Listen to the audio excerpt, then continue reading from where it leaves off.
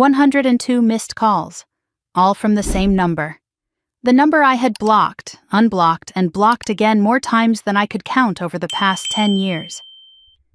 I stared at my phone screen, watching it light up again in the quiet of my corner office. The Manhattan skyline glittering behind me like a crown I had earned with blood and patience. The caller ID read, Victoria Sterling, my mother. The woman who had looked me dead in the eyes on a freezing November night and said words I would never forget. You will come back begging in a month. Mark my words. I was 17 years old when she slammed that door in my face. I had nothing but a suitcase, $800, and a dignity I refused to let her take. I did not beg. I did not crawl. I walked away into the darkness, and I never looked back. Now, 10 years later, the roles had reversed completely. 103. 104.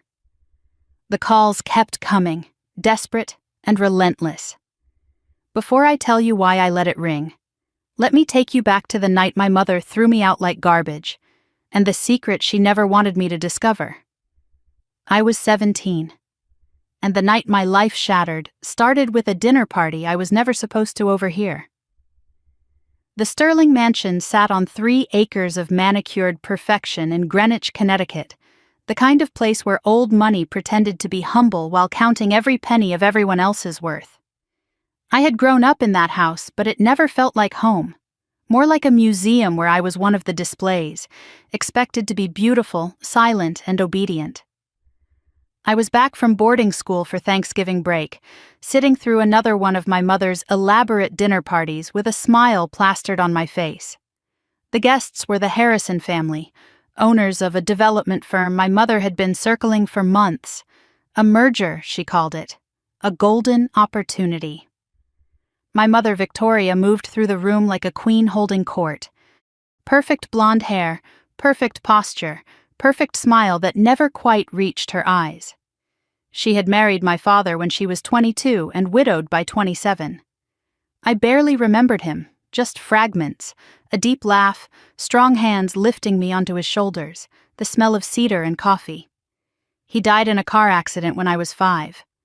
My mother remarried 3 years later to Richard, a man who agreed with everything she said and never looked anyone directly in the eyes. My sister Meredith was born a year after that. The golden child. The one who did everything right. I was the reminder of the husband Victoria could not control. I felt it in every glance, every comparison, every cold silence when I entered a room. That night I excused myself to use the restroom. On my way back, I heard my name whispered in a tone that made me freeze outside the study door. I pressed myself against the wall, heart pounding, and listened. My mother's voice smooth and confident, and Mr. Harrison Sr. gruff and impatient. They were discussing an arrangement. It took me a moment to understand what I was hearing, and when I did, my blood turned to ice. My mother had promised my hand in marriage to Harrison Jr. The merger depended on it. Harrison Sr.'s voice was casual, almost bored. My son is difficult, I admit. But your daughter is pretty enough. She will learn to manage him. My mother's response made my stomach lurch. Elena will do as she is told. She has no other options. I have made sure of that. No other options. The words echoed in my skull. I had met Harrison Jr. once before, at a charity gala the previous spring. 24 years old with a smile that never matched his eyes. He had gripped my arm too hard when we danced, laughed when I winced, and spent the rest of the night staring at me like I was something he planned to collect. There were rumors about his ex-girlfriend, an accident, they called it. She had transferred schools and never spoke publicly again. My mother was selling me to that man, to save a business deal, to protect her empire. I stood in that hallway shaking with a rage I could barely contain, and waited until the guests left to confront her. The living room was empty except for my mother, arranging flowers that did not need arranging, and Richard hovering near the fireplace like a ghost, afraid to take up space. Meredith watched from the top of the stairs, 15 years old and already learning to be invisible when storms were coming. I did not bother with pleasantries. I heard everything. I am not marrying him. My mother's hand stilled on the roses. Her smile stayed frozen in place, but her eyes went sharp. "Excuse me, I heard your little arrangement with the Harrisons. I know about Harrison Jr. I know what he did to his ex-girlfriend. I would rather be homeless than married to a monster you picked for your profit." She turned slowly and the mask slipped. Not the polished hostess anymore. Something colder. Something I had seen glimpses of my whole life but never directly faced. She smiled and it made my skin crawl. "Homeless," she repeated. "That can be arranged." She gave me until morning. "Accept the engagement or leave. No money, no connections, no family." Richard said nothing. Did nothing. Meredith stood frozen at the top of the stairs, tears streaming down her face, but silent. Always silent. I went to my room and packed one suitcase. Clothes, documents, my grandmother's locket, the only jewelry I cared about. I counted my savings, birthday money I had hidden from Victoria over the years. $847. Not much. But it was mine. I looked around my childhood bedroom one last time and realized it had never really been mine at all. Just another room in a house full of beautiful things that belonged to a woman who saw people as possessions.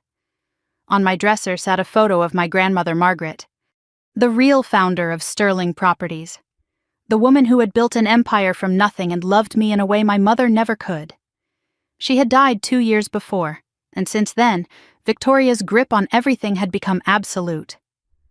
I picked up the photo and whispered to her, "I do not know what you meant, Grandma, but I am not staying here to find out." As I zipped my suitcase, I noticed something I had never seen before, a small envelope taped inside the lid. My grandmother's handwriting. "For Elena. When you are ready to leave." My heart slammed against my ribs. I almost opened it right there. But I heard my mother's footsteps approaching, and there was no time. I tucked the envelope into my coat pocket, grabbed my suitcase, and walked downstairs to face her one last time. Victoria waited by the front door, arms crossed, triumph written across her features. Richard stood behind her, useless as always. Meredith was still on the stairs, still crying, still saying nothing. My mother's voice was ice. "Last chance. Walk out that door and you are dead to this family. No calls, no money, nothing." I looked at the woman who had raised me, and I saw nothing. No love, no warmth, not even hatred. Just cold calculation. She had never seen me as a daughter, only as a tool. "I was never alive to you anyway," I said. And I walked out into the freezing November night. The door slammed behind me with a sound that felt like a bone breaking. My mother's voice followed me through the wood. "You will be back begging in a month. You hear me? 1 month." I kept walking. I did not look back.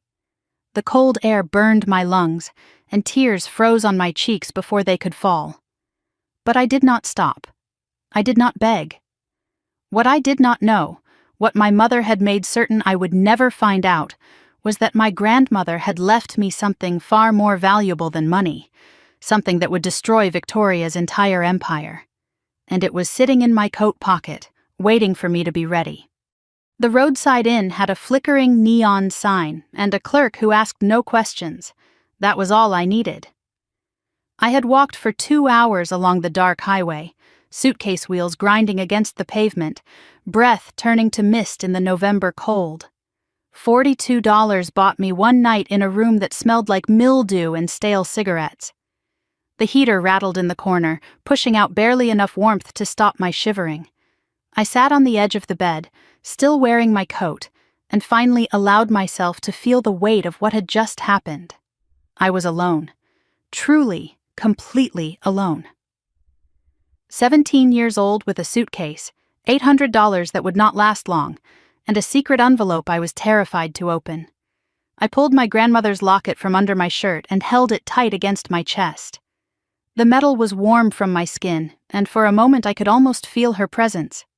Margaret Eleanor Sterling, the woman who had built an empire from nothing, the woman who had loved me when no one else did. She had died 2 years ago, and I still felt the loss like a phantom limb, aching in places I could not name. That was when I remembered her words, the ones she had whispered to me the night before she died.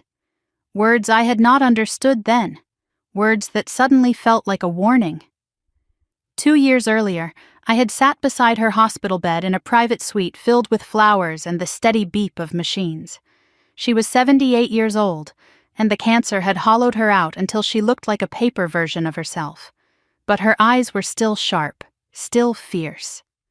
My mother paced outside the room making phone calls about the estate, already dividing up the spoils before my grandmother had even stopped breathing. For a few precious minutes I was alone with her. She grabbed my hand with surprising strength. "Come closer, sweetheart. There are things I need to tell you, things your mother must never hear." I leaned in, confused and a little frightened by the urgency in her voice. She studied my face like she was memorizing it. "I have watched how she treats you," she said, "like you are an inconvenience, a reminder of the man she could not control." She was talking about my father, her son, the man Victoria had married and the man who had died when I was 5 years old. My mother never spoke of him, and any time I asked questions, she changed the subject with a coldness that made me stop asking.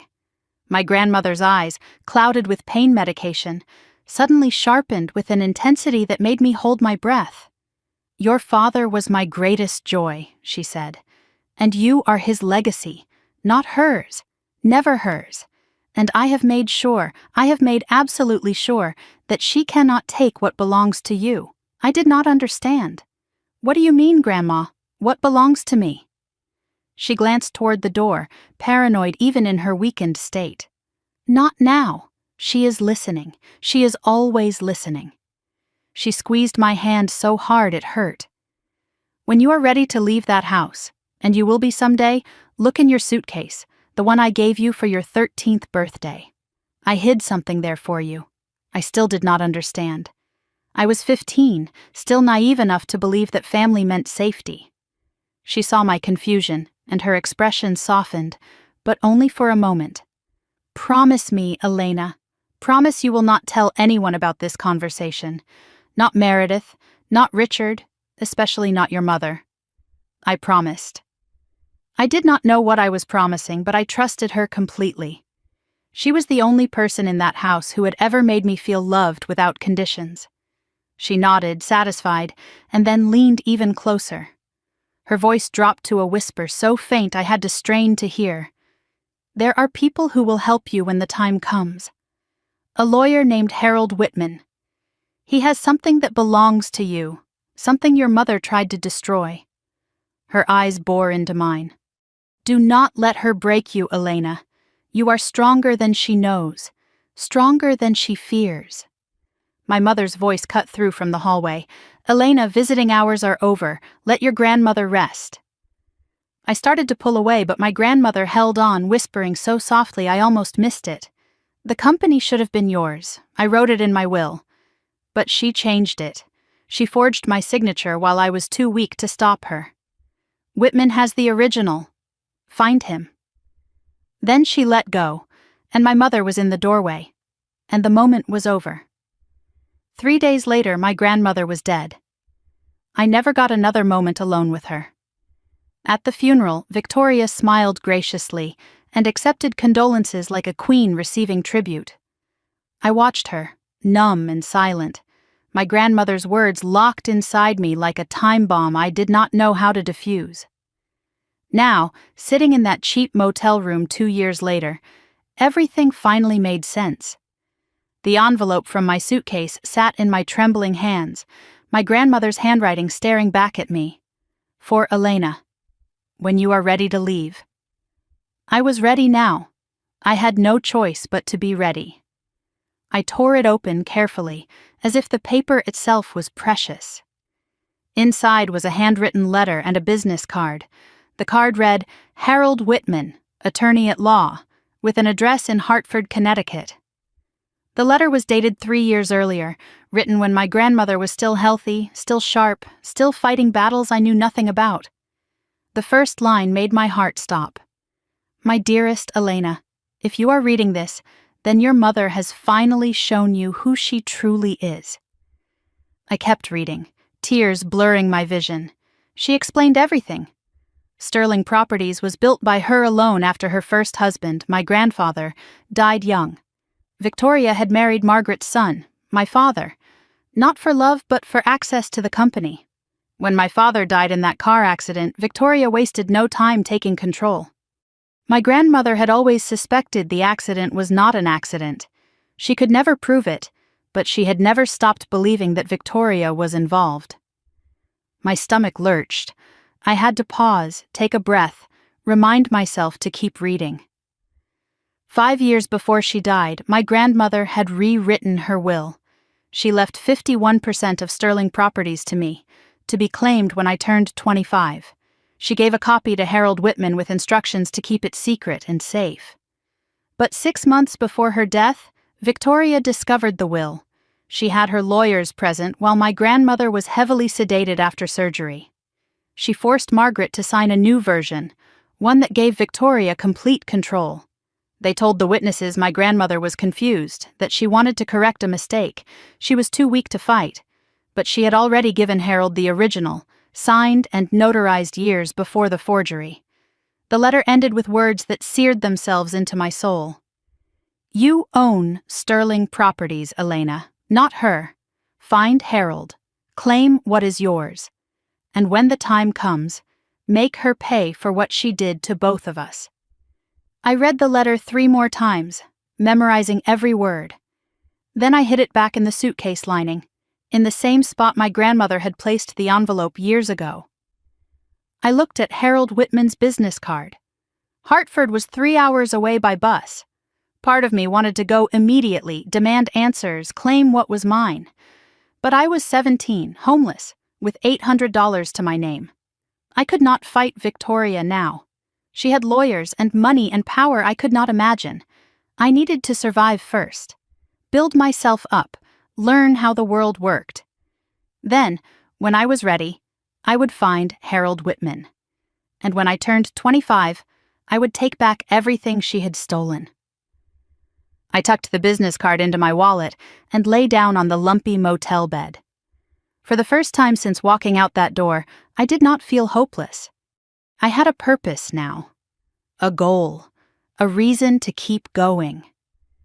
I did not just leave that mansion with a suitcase and $800. I left with a weapon. A truth my mother thought she had buried forever. 3 days later, a letter arrived at the motel, forwarded from my old boarding school address. The return address said Law Offices of Harold Whitman. Inside was a single sentence. "Your grandmother told me you would come. I have been waiting. Call me when you are ready, but be careful. Your mother has eyes everywhere." 3 weeks after my mother threw me out, I moved to Bridgeport. It was far enough from Greenwich to avoid Victoria's social circle, but close enough to be practical. I found a tiny room above a laundromat, shared bathroom down the hall, $180 a week. The walls were thin enough to hear my neighbor's television at all hours, and the radiator clanked like someone was trapped inside it, but it was mine. My $800 lasted exactly 19 days. After that, survival meant working until my body screamed for rest and then working some more. I took a morning shift at a coffee shop, afternoon deliveries for a pharmacy, and weekend waitressing at a diner. I slept 5 hours a night if I was lucky. I ate 1 real meal a day, usually whatever the diner let me take home after closing. My hands became raw from washing dishes in industrial soap. My feet blistered from standing 12 hours straight. I lost 15 pounds in 3 weeks, not because I wanted to, but because I could not afford to eat properly. I kept Harold Whitman's business card in my wallet, tucked behind my dwindling cash. I had not called him yet.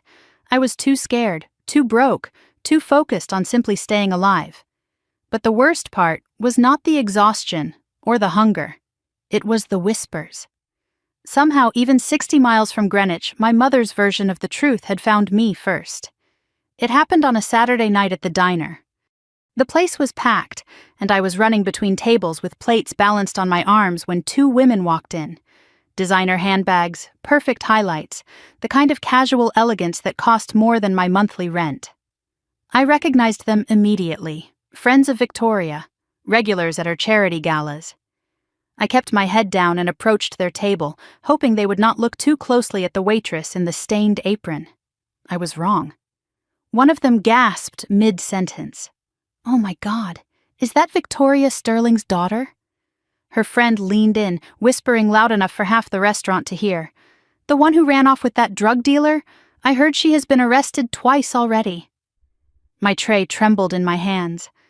I forced myself to stay calm, to keep my face neutral, but my heart was pounding so hard I thought they must be able to hear it. The first woman turned to me with a smile dripping in fake sympathy. "Sweetheart, does your mother know you are working here? She has been worried sick about you." Something inside me snapped. My mother knows exactly where I am. She put me here.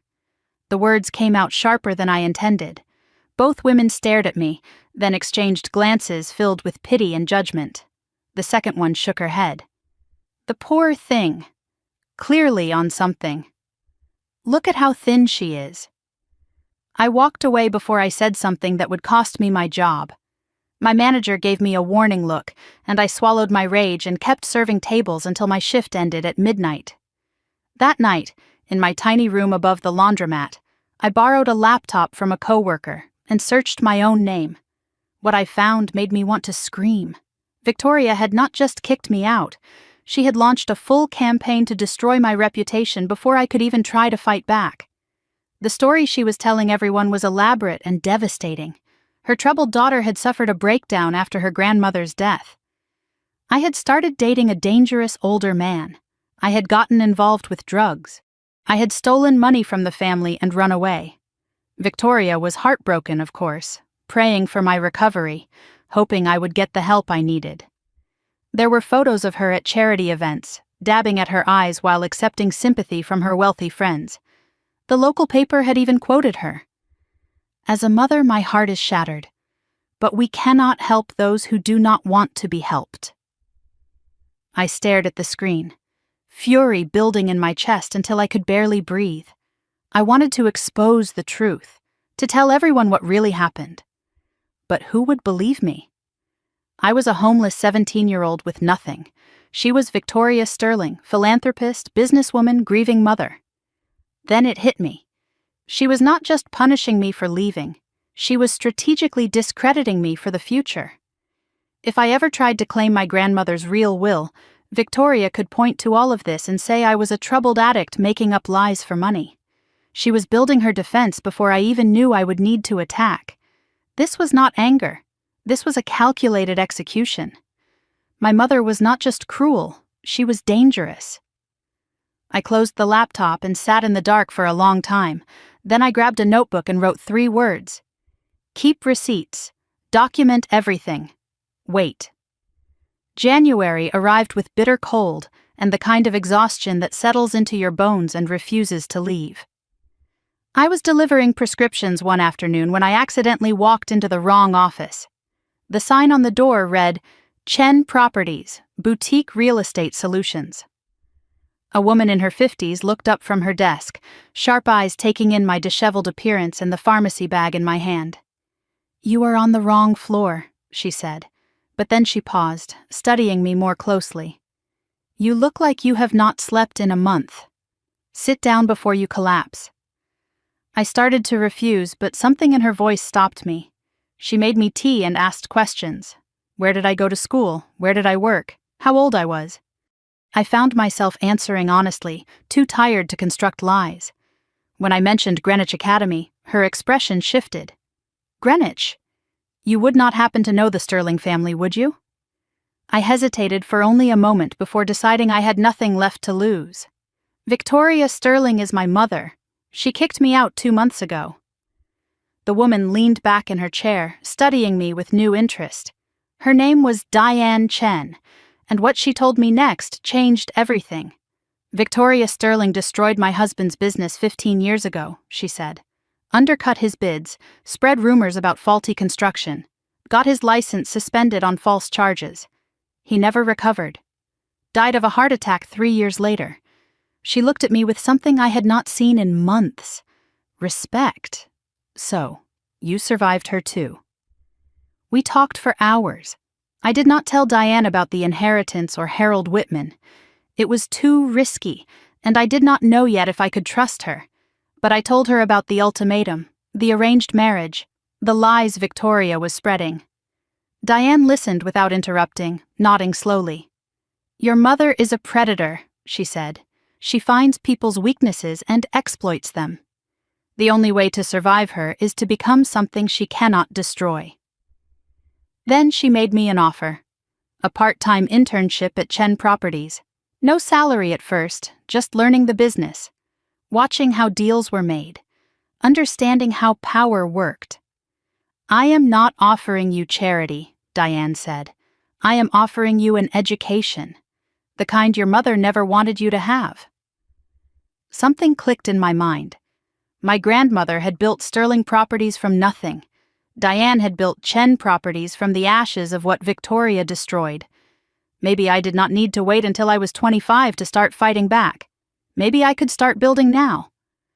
I accepted her offer that same day. February came with freezing rain and the first hint that I might actually survive this. I was working mornings at the coffee shop, afternoons at Chen Properties, weekends at the diner.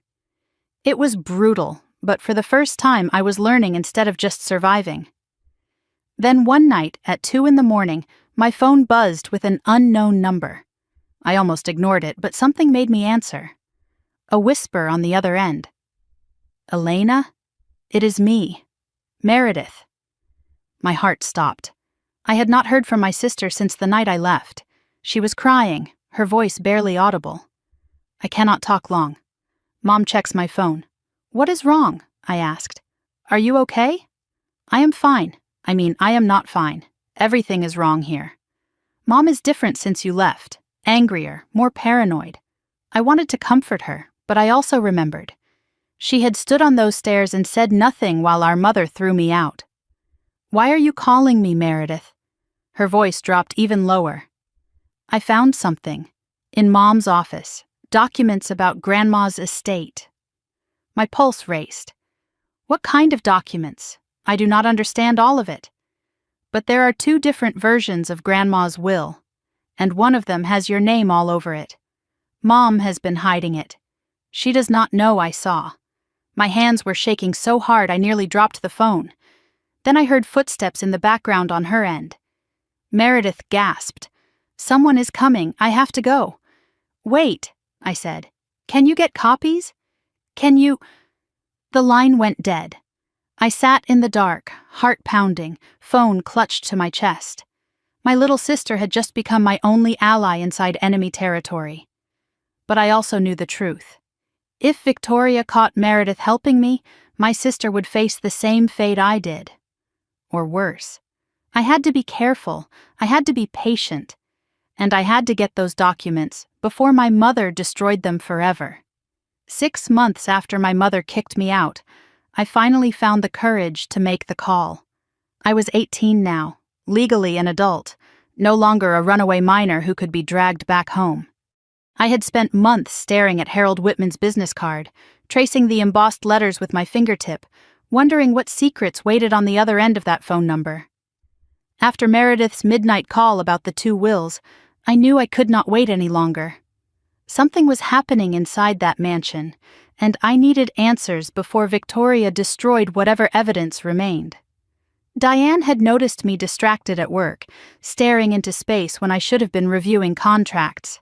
She asked me what was wrong, and I told her a partial truth. There is someone I need to meet, a lawyer who knew my grandmother. But I am afraid of what I will find. She looked at me with those sharp eyes that missed nothing.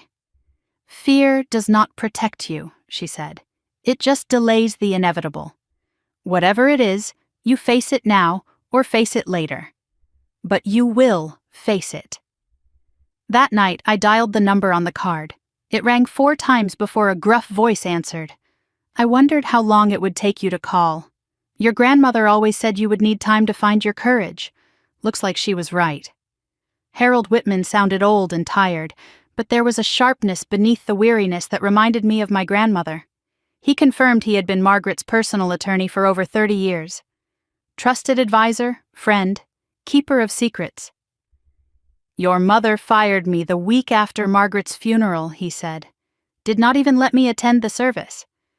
But your grandmother knew that would happen. She prepared for it. I asked to meet him in person. He agreed, but his conditions made my skin prickle with unease. We cannot meet at my office. Your mother has people watching. We cannot meet anywhere in Connecticut. Too risky. He suggested a location in upstate New York, a small town called Rhinebeck, about 3 hours north. A diner called Martha's Kitchen, his late wife's favorite place. Come alone, he said. Tell no one.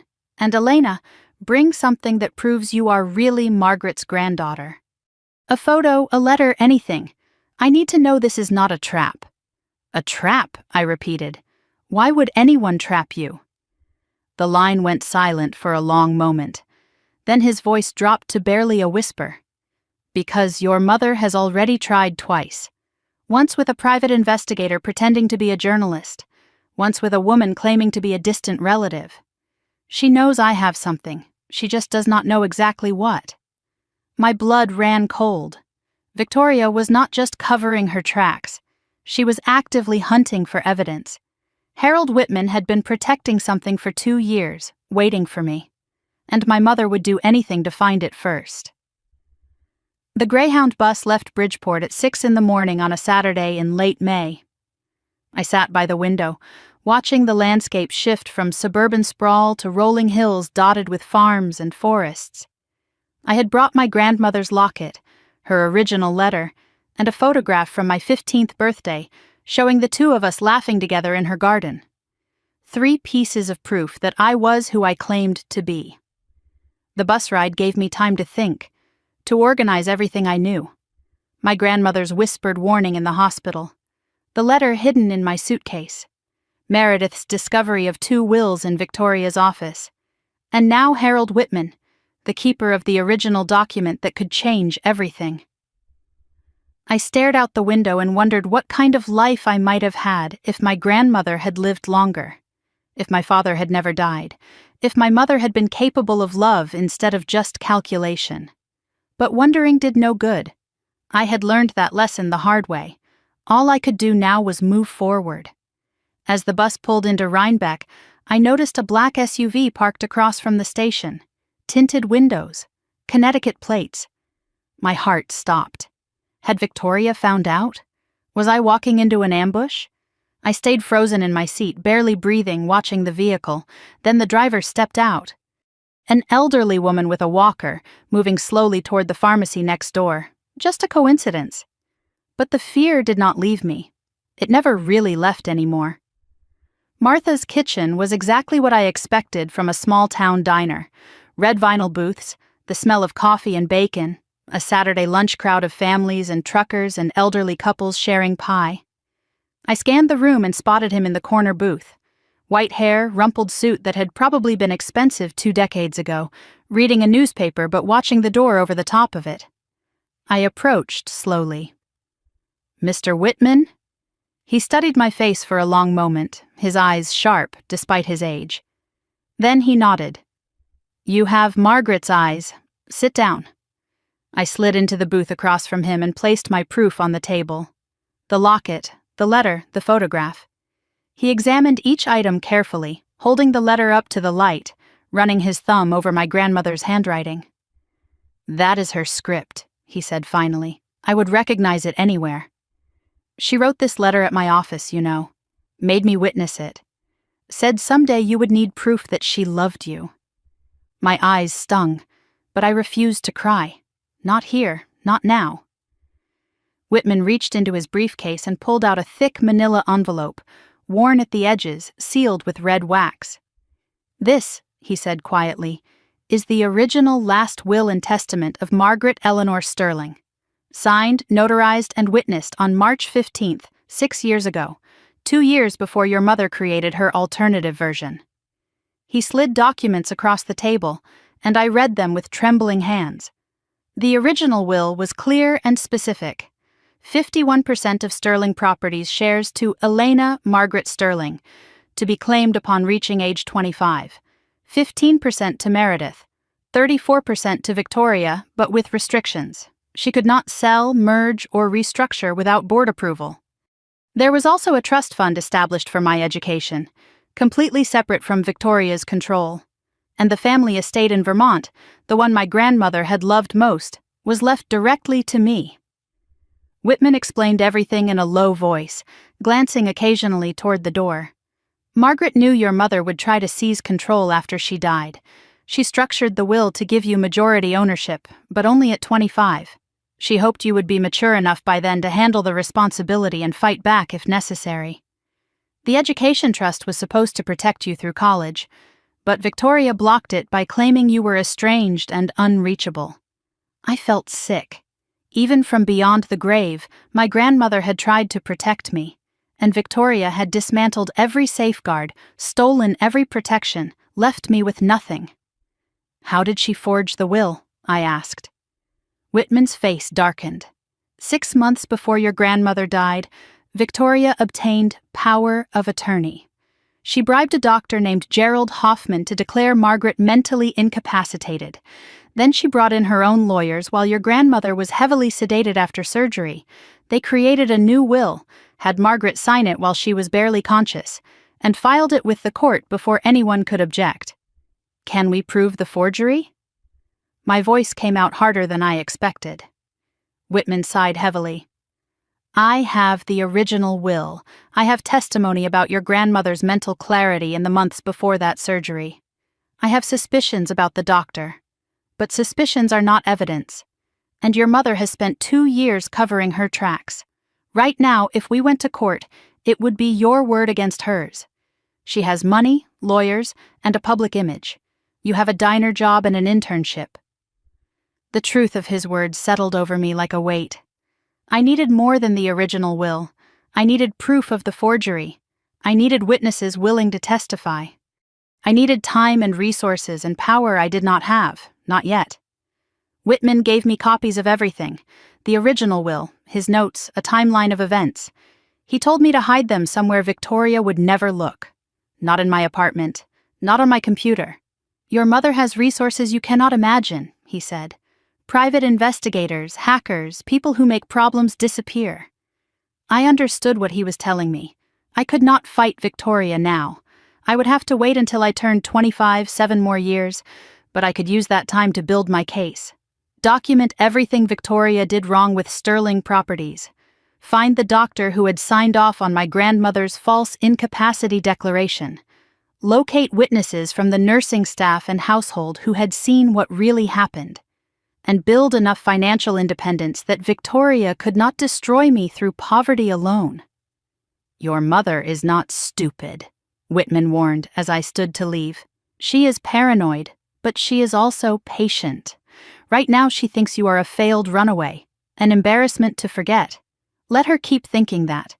The moment she realizes you are a threat, she will come for you with everything she has.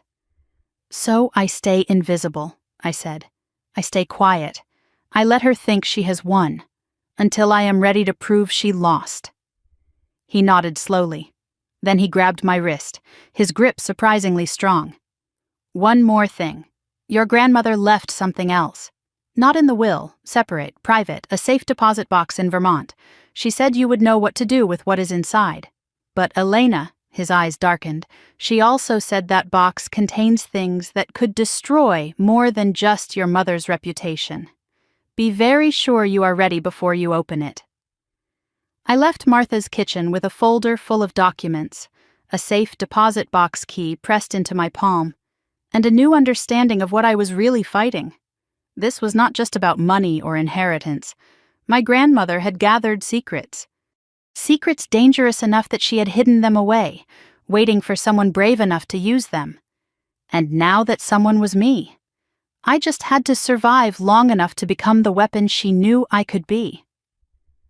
2 years after my mother kicked me out, I barely recognized the girl I used to be. I was 19 now, no longer sleeping in cheap motel rooms or surviving on leftover diner food. I had earned my GED while working full-time, enrolled in online college courses for business administration and real estate law, and studied until 2 in the morning every night because sleep felt like a luxury I had not yet earned. Diane Chen had promoted me from unpaid intern to junior associate, the youngest person to ever hold that title at her company. She had become more than a mentor. She was the closest thing to a mother I had ever known, though neither of us said it out loud. I handled small property transactions on my own now, and my reputation was growing quietly in certain circles. The young woman who never misses a detail. The one who works harder than anyone in the room. My hair was shorter, professional. My clothes were simple but sharp. I had learned to control my expressions, to hide my thoughts behind a pleasant mask. Victoria's daughter had learned to wear a mask too, but mine served a different purpose. Underneath the calm exterior, the anger still burned. I had just learned to use it as fuel instead of fire. On the anniversary of the night I was kicked out, I did something I had been planning for months. I walked into a bank, sat across from a loan officer, and made my first real estate investment, a condemned duplex in Norwalk that nobody else wanted. I bought it for $32,000 using money I had saved penny by penny from every paycheck, every tip, every side job I could find. The building was a wreck. Broken windows, rotting floors, a roof that leaked in 3 places. But it was mine. The first thing I had ever truly owned. I spent every weekend for 4 months renovating it myself. I learned plumbing from YouTube videos and trial and error.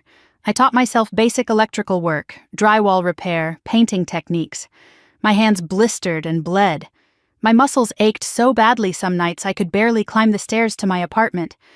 But I kept going because every nail I hammered was a step away from the girl who had walked out of that mansion with nothing. Diane helped me navigate the permits and inspections.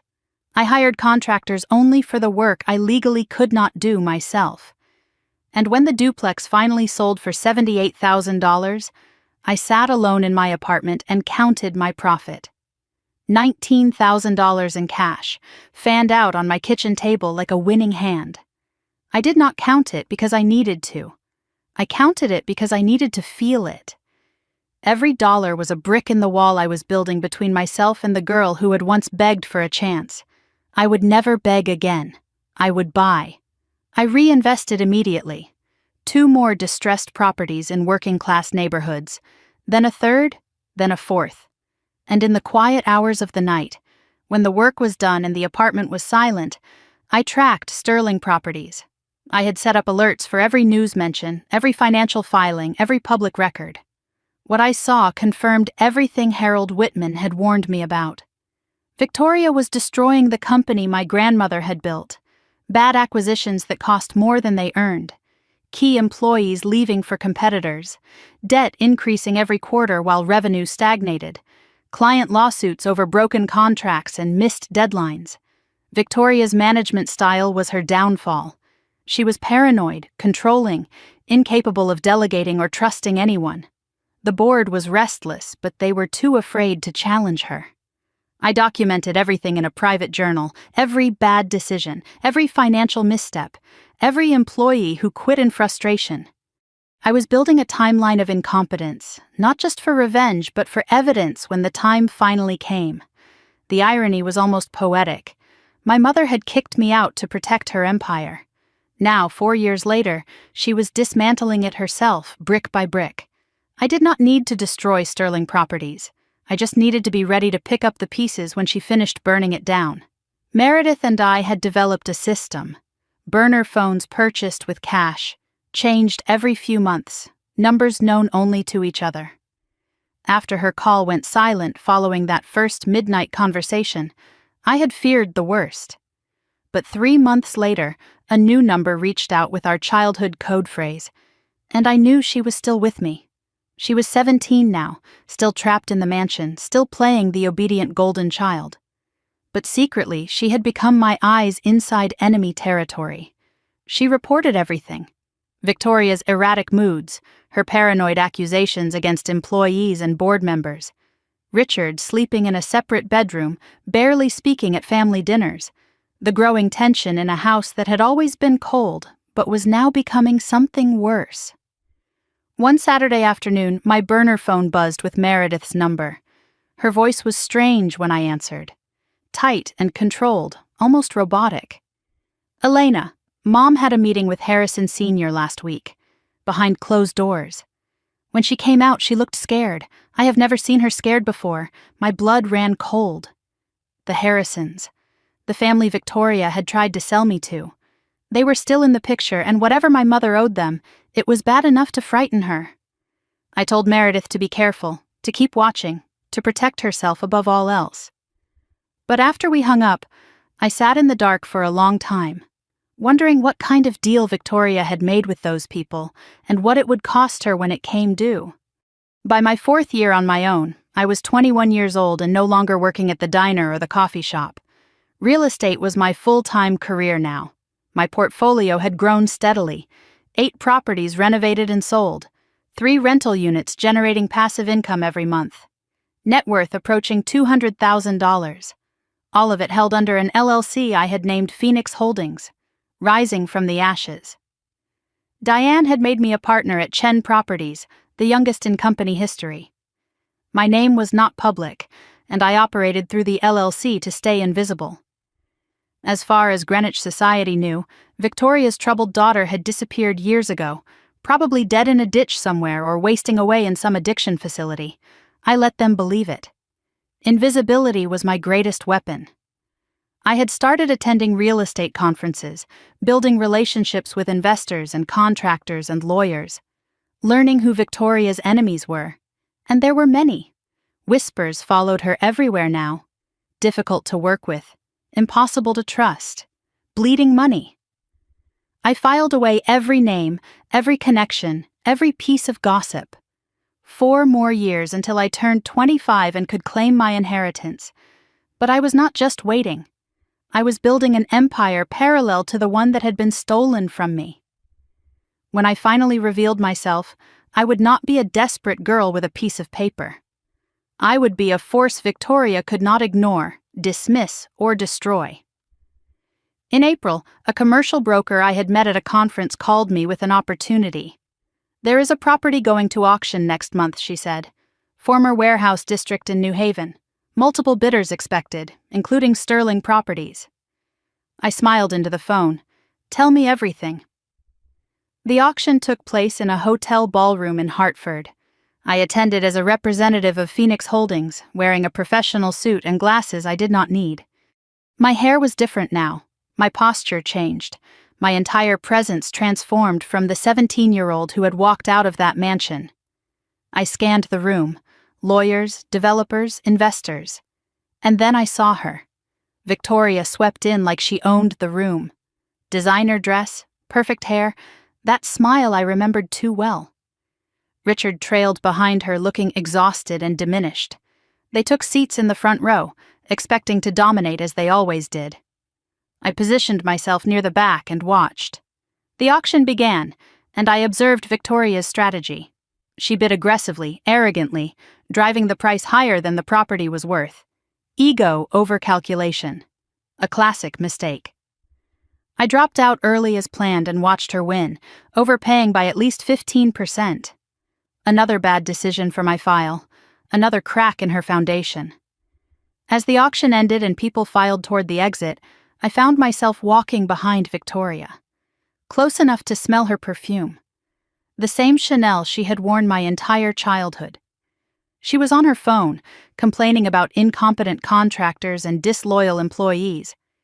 Her elbow brushed my arm as she passed through the doorway. She did not apologize, did not even glance back, but I stopped, stood in that doorway for a moment, watching her walk away. "Enjoy it while you can, Mother," I whispered. "Your time is almost up." A voice behind me made me freeze. "Excuse me, are you not Victoria Sterling's daughter?" I turned slowly to face a man I did not recognize, tall, dark-haired, watching me with unsettling intensity. "I have no idea what you are talking about," I said calmly. But his eyes told me he did not believe a single word. The stranger's eyes held mine with an intensity that made my pulse race. I kept my expression neutral, the mask I had perfected over 5 years of survival. "I already told you," I said. "I have no idea what you are talking about." He smiled, but there was no warmth in it. Just recognition. My mistake, then. "You just bear a striking resemblance to someone I have been researching for a very long time." He handed me a business card before I could respond. Nathan Cole, Cole Development Group. The name hit me like a slap. Cole Development was one of Sterling Properties' biggest competitors.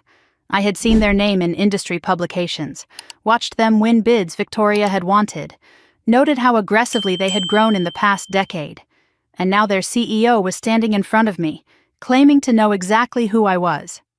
I pocketed the card without looking at it. Interesting company, I said carefully. I hear they are doing well.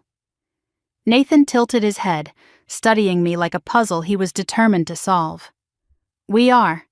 No thanks to Victoria Sterling. She tried to destroy us once. She failed. He paused, letting the words sink in. I am not here to expose you, Elena. I am here because we have something in common. We both want to see Victoria Sterling burn. He said it so casually, like he was discussing the weather. But his eyes told a different story. There was hatred there, the kind that only comes from deep personal wounds. Whatever Victoria had done to this man, it was not just business. It was war. We ended up in a quiet corner of the hotel bar, 2 untouched drinks sitting between us. I kept my guard up, watching for any sign that this was a trap. But something about Nathan's anger felt genuine. Too raw to be performance. He told me his story, and with every word, my understanding of my mother's cruelty expanded. His father, Robert Cole, had built Cole Development from nothing in the 1980s. For years, Sterling Properties and Cole Development had been friendly competitors, occasionally partnering on projects, respecting each other's territory. Then everything changed. When Nathan was 18, his father secured the biggest contract of his career, a waterfront development in Stamford worth tens of millions. Victoria wanted that contract. She did not just compete for it, she annihilated Robert Cole to get it. She spread rumors that Cole Development used substandard materials. She bribed a building inspector to file false safety violations. Robert Cole's license was suspended pending investigation. By the time he was cleared 18 months later, he had lost everything. Clients had fled, his reputation was destroyed. He filed for bankruptcy and never recovered. 6 months later, Robert Cole died of a heart attack. Nathan was 20 years old, burying his father while Victoria Sterling celebrated her stolen victory. She did not just beat him, Nathan said, his voice low and controlled. She erased him, made sure no one would remember Robert Cole as anything but a failure. He died thinking he was worthless. Nathan looked at me with an intensity that made me shiver. I was 20 years old, standing at my father's grave, and I swore I would take back everything she stole. I have been building toward that for 12 years, and now I find out Victoria's own daughter is doing the same thing. That is not a coincidence. That is an opportunity. I should have walked away. Every instinct I had developed over 5 years of survival screamed that trusting anyone was dangerous. Victoria had turned people before. She could have planted Nathan to draw me out. But something in his story resonated too deeply to dismiss. I knew what it felt like to lose a father because of Victoria. I knew the rage that never faded, the hunger for justice that shaped every decision. And I knew that I had been building my case alone for too long. I needed resources, connections, evidence I could not gather on my own. Nathan had all of those things. The question was whether I could trust him enough to share what I knew. Why should I trust you? I asked. For all I know, you are working for her. This could be another one of her traps. Nathan considered the question for a long moment. Then he pulled out his phone and showed me a photograph. His father, gaunt and gray, lying in a hospital bed. The image was devastating. A man who looked 80, but could not have been older than 50. This was taken 2 days before he died, Nathan said. His voice cracked almost imperceptibly. He was 53 years old. Victoria Sterling took everything from him. His business, his reputation, his will to live. He put the phone away. I do not work for her. I exist to end her. I believed him. Maybe it was foolish. Maybe 5 years of isolation had made me desperate for an ally. But looking into Nathan's eyes, I saw a mirror of my own pain. Two people destroyed by the same monster, both building toward the same reckoning. We spent the next hour talking strategy. I did not reveal everything. Not the original will, not Harold Whitman, not the safe deposit box in Vermont. I kept my biggest secrets close, maintaining leverage. But I told him enough. The kicked out at 17. The forced marriage I refused. The lies Victoria had spread to destroy my reputation. Nathan listened without interrupting, nodding slowly, and he shared what he had gathered over 12 years of investigation. Shell companies in Delaware that Victoria used to hide assets, bribes to zoning officials documented through financial records, falsified environmental reports that had allowed Sterling Properties to build on protected land. Together we began mapping Victoria's network of lies. 3 weeks later, I sat in Nathan's office in downtown Hartford, surrounded by whiteboards covered in timelines and documents. We had been meeting in secret, late nights poring over evidence, strategy sessions over takeout containers. Nathan had resources I could only dream of. Forensic accountants, private investigators, a legal team on retainer. And he had years of documentation I had never seen. The picture emerging was darker than I had imagined. Victoria's corruption ran deeper than simple greed. She had destroyed at least 4 other businesses the same way she destroyed the Coles. She had bribed judges, manipulated land deals, possibly even blackmailed a state senator who had tried to investigate her practices. Nathan was impressed by my discipline, my analytical mind, my cold patience. I was impressed by his resources, his intelligence, his matching hatred. And something else had begun to simmer beneath the surface. One night, past midnight, we were reviewing financial discrepancies in Sterling's third-quarter reports. Nathan reached across the table for a document, and his hand brushed mine. We both froze. For a heartbeat, neither of us moved. The air between us felt charged, electric with something neither of us was ready to name. Then I pulled back, reaching for my coffee instead. "We should focus," I said, my voice steadier than my pulse. Nathan nodded, but his eyes lingered a second too long. We both knew something was shifting between us, and we both knew we could not afford to let it distract us from the mission. 6 months into our alliance, I was 23 years old and closer to Victoria's destruction than ever before. Then Meredith called. Her voice was strange when I answered my burner phone. Tight, controlled, almost robotic. "Elena. How are you doing? I have been thinking about you lately." My instincts screamed that something was wrong.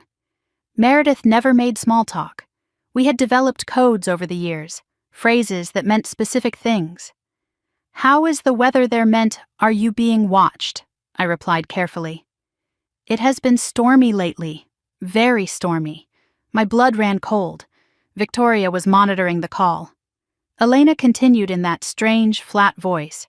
"I hope things clear up soon. Mom says everything will be fine. She has been very attentive lately. Very attentive." The words hit me like ice water. Victoria had noticed something, maybe found something, maybe suspected Meredith's betrayal. My little sister was sitting in that mansion playing the perfect daughter, while our mother circled like a shark that smelled blood. "I have to go now," Meredith said. "Mom wants me for dinner. Love you." The line went dead before I could respond. I called Nathan immediately. "We have a problem. Victoria is on to Meredith. We need to accelerate our timeline." 2 weeks later, at 3 a.m, my phone exploded with calls from Meredith's burner number. I answered, groggy and confused. Her voice was not controlled this time. It was raw panic, barely a whisper. "Elena, I messed up." She found the phone. She found everything. I bolted upright in bed. "What happened?" "Richard. He was going through my room. I do not know why. He found my hiding spot. He took the phone straight to Mom. My heart was pounding so hard I could barely think. What did she do?" Meredith described the confrontation in fragments.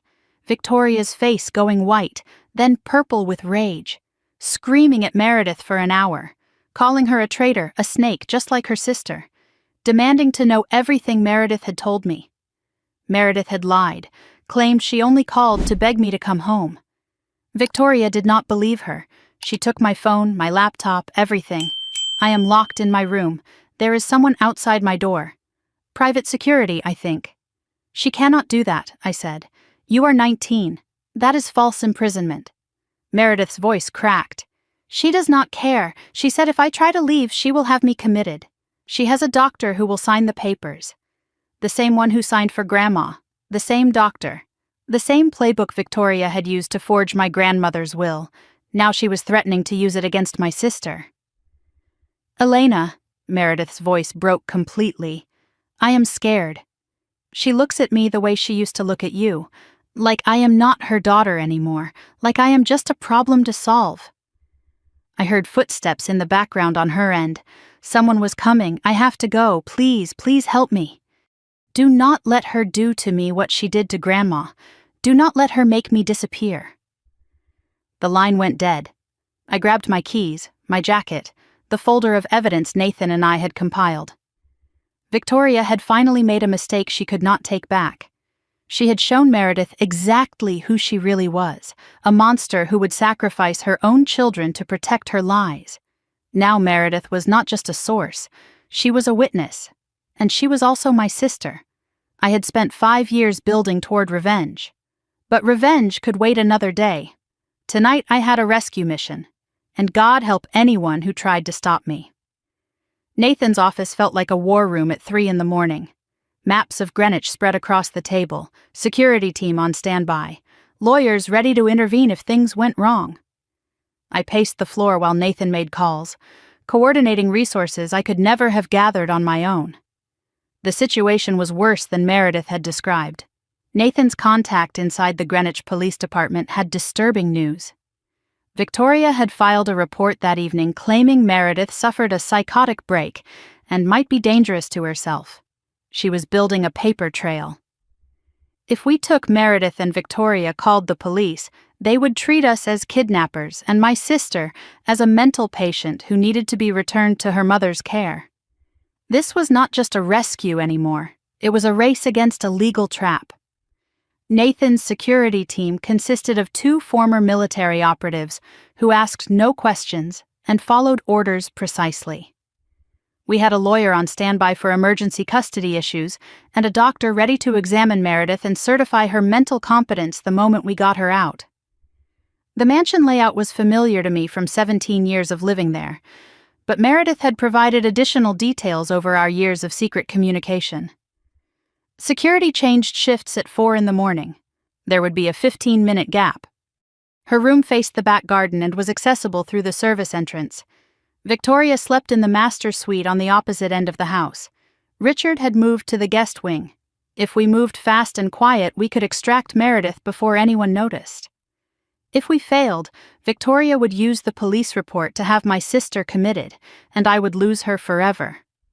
We drove through the darkness toward Greenwich, the same roads I had walked 6 years ago with nothing but a suitcase and $800. Everything looked the same. Manicured hedges, iron gates, old money pretending to be humble while destroying anyone who threatened their position. Nathan sat beside me in the back of the black SUV, his hand occasionally brushing mine in silent reassurance. The 2 operatives in front said nothing. They had done extractions before, though I suspected not usually from Connecticut mansions. When the Sterling estate appeared through the trees, my breath caught. The house where I had grown up, the prison I had escaped, the place where my grandmother had died and my mother had stolen everything. Memories flashed unbidden, playing in the garden as a child. My grandmother teaching me the names of flowers by the fountain. The window of my old room, dark now, probably converted to something else. Victoria had erased me from that house long before she kicked me out. We parked 2 blocks away and proceeded on foot. The security operative confirmed the shift change was happening. Nathan's tech person had disabled the electronic lock on the back gate an hour earlier. We slipped through the garden, moving between shadows, and I led the way because I knew every path and hiding spot from years of escaping Victoria's scrutiny. As we approached the back of the house, I saw something that made me freeze. A light in Meredith's window, flickering and unsteady. Not electric light, candlelight. The curtain moved, and I caught a glimpse of my sister's face. Pale, terrified, pressing against the glass. She was watching for us. She knew we were coming. The question was who else knew. The service entrance door had the same old lock I had learned to pick as a teenager sneaking out after curfew. It clicked open easily, and we moved through the hallway past the kitchen where I used to hide during my mother's dinner parties. 12 steps to the second floor. The 7th one creaked, and I skipped it automatically. Meredith's door had a security guard's chair outside it, but the chair was empty. Shift change. I knocked softly. 3 taps, pause, 2 taps. A code from our childhood, from nights when we would sneak into each other's rooms to escape the coldness of that house. The door opened a crack. Meredith's face appeared, tear-streaked and exhausted but alive. Elena. Oh God, Elena. She fell into my arms, and for 1 second I held her tight, feeling her shake against me. Then I pulled back. We have to go, now. Did you get what you needed? Meredith nodded and grabbed a backpack she had prepared. Everything I could find. Emails, financial documents, the fake will, and a recording of Mom threatening to have me committed. A recording, direct evidence, Victoria's own words captured and preserved. You recorded her, I whispered, stunned. Meredith's eyes were hard in a way I had never seen before. I have been recording her for months. Every conversation, every threat, every admission. She thought I was the loyal one, the stupid one. She never checked my room for devices. My baby sister had become a spy in her own home, and she had gathered ammunition that could destroy Victoria's entire defense. We were 10 feet from the service stairs when a light clicked on behind us. Richard stood at the end of the hallway wearing a bathrobe, holding his phone. His face was pale, conflicted, but his finger hovered over the dial button. I knew you would come, he said quietly. Victoria said you would.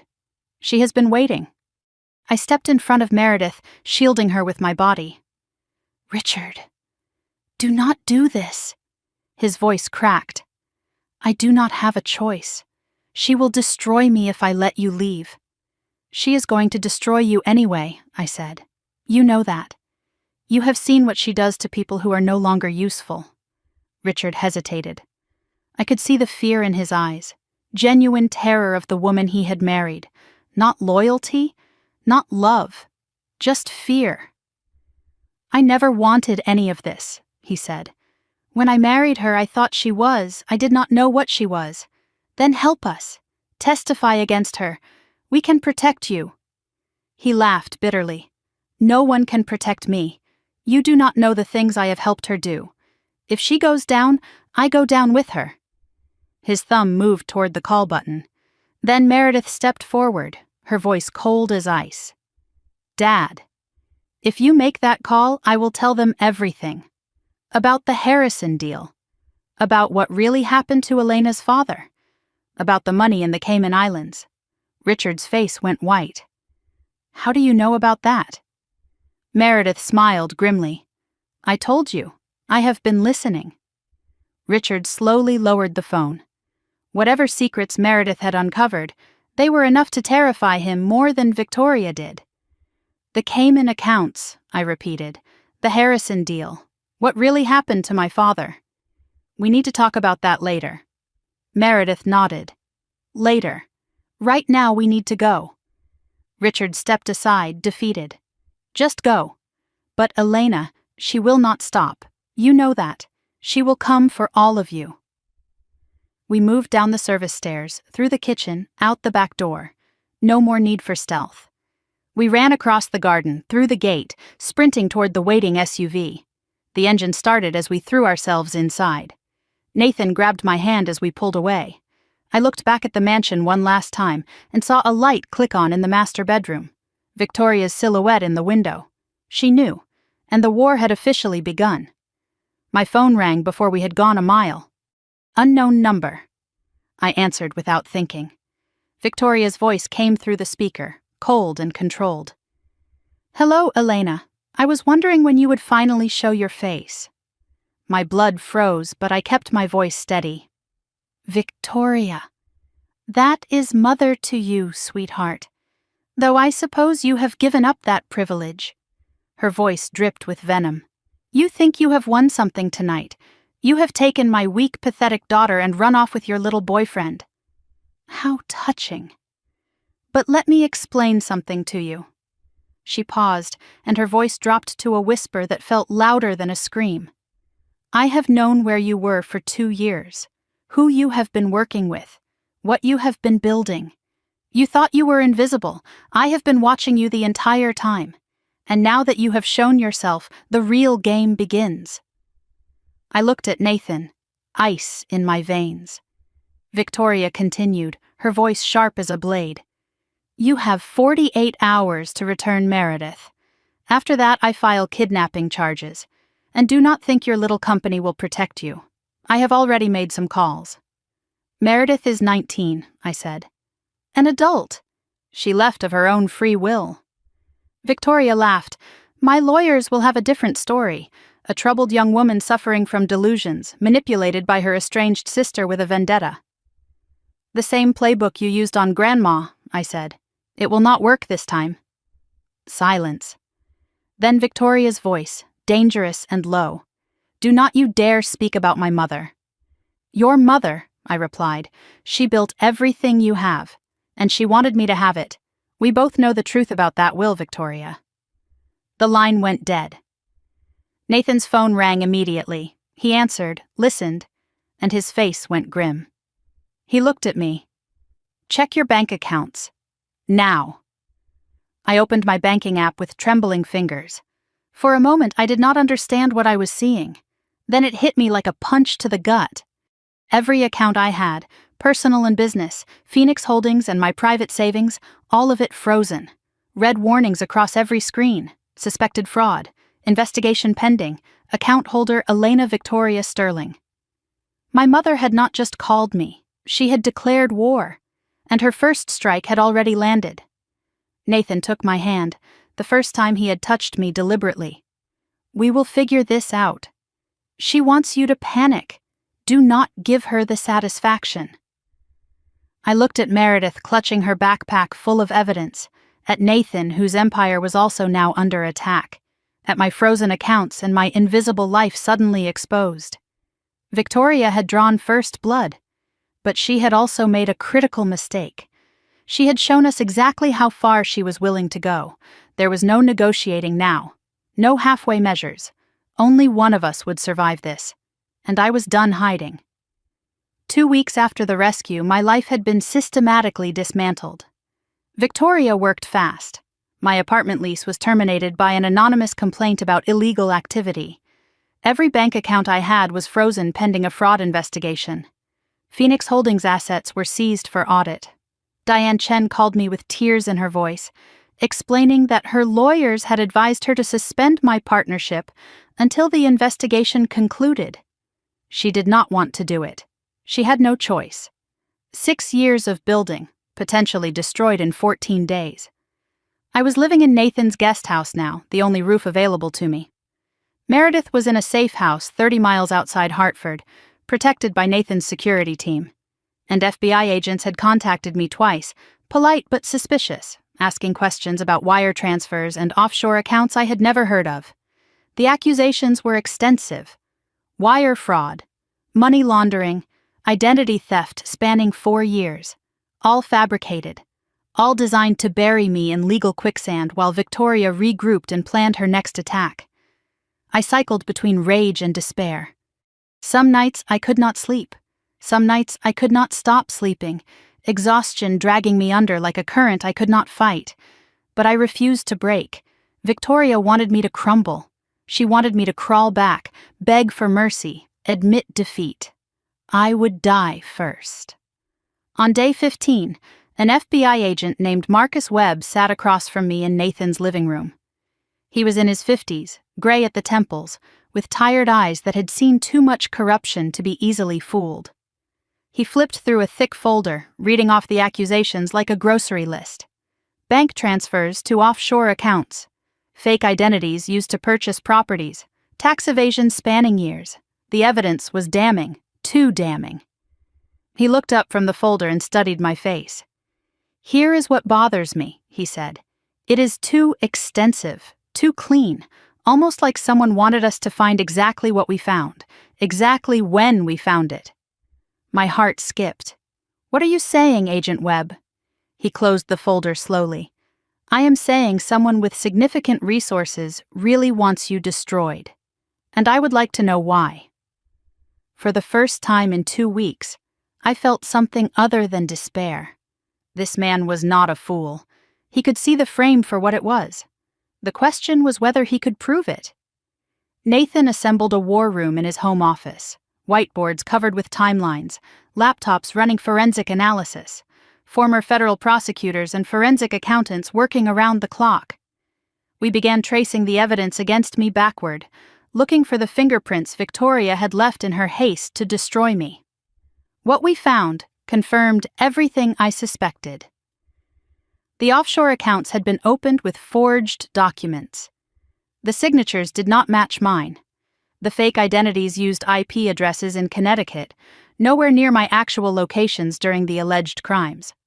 The timeline of supposed offenses overlapped with dates I could prove I was elsewhere, working, attending conferences, documented by dozens of witnesses.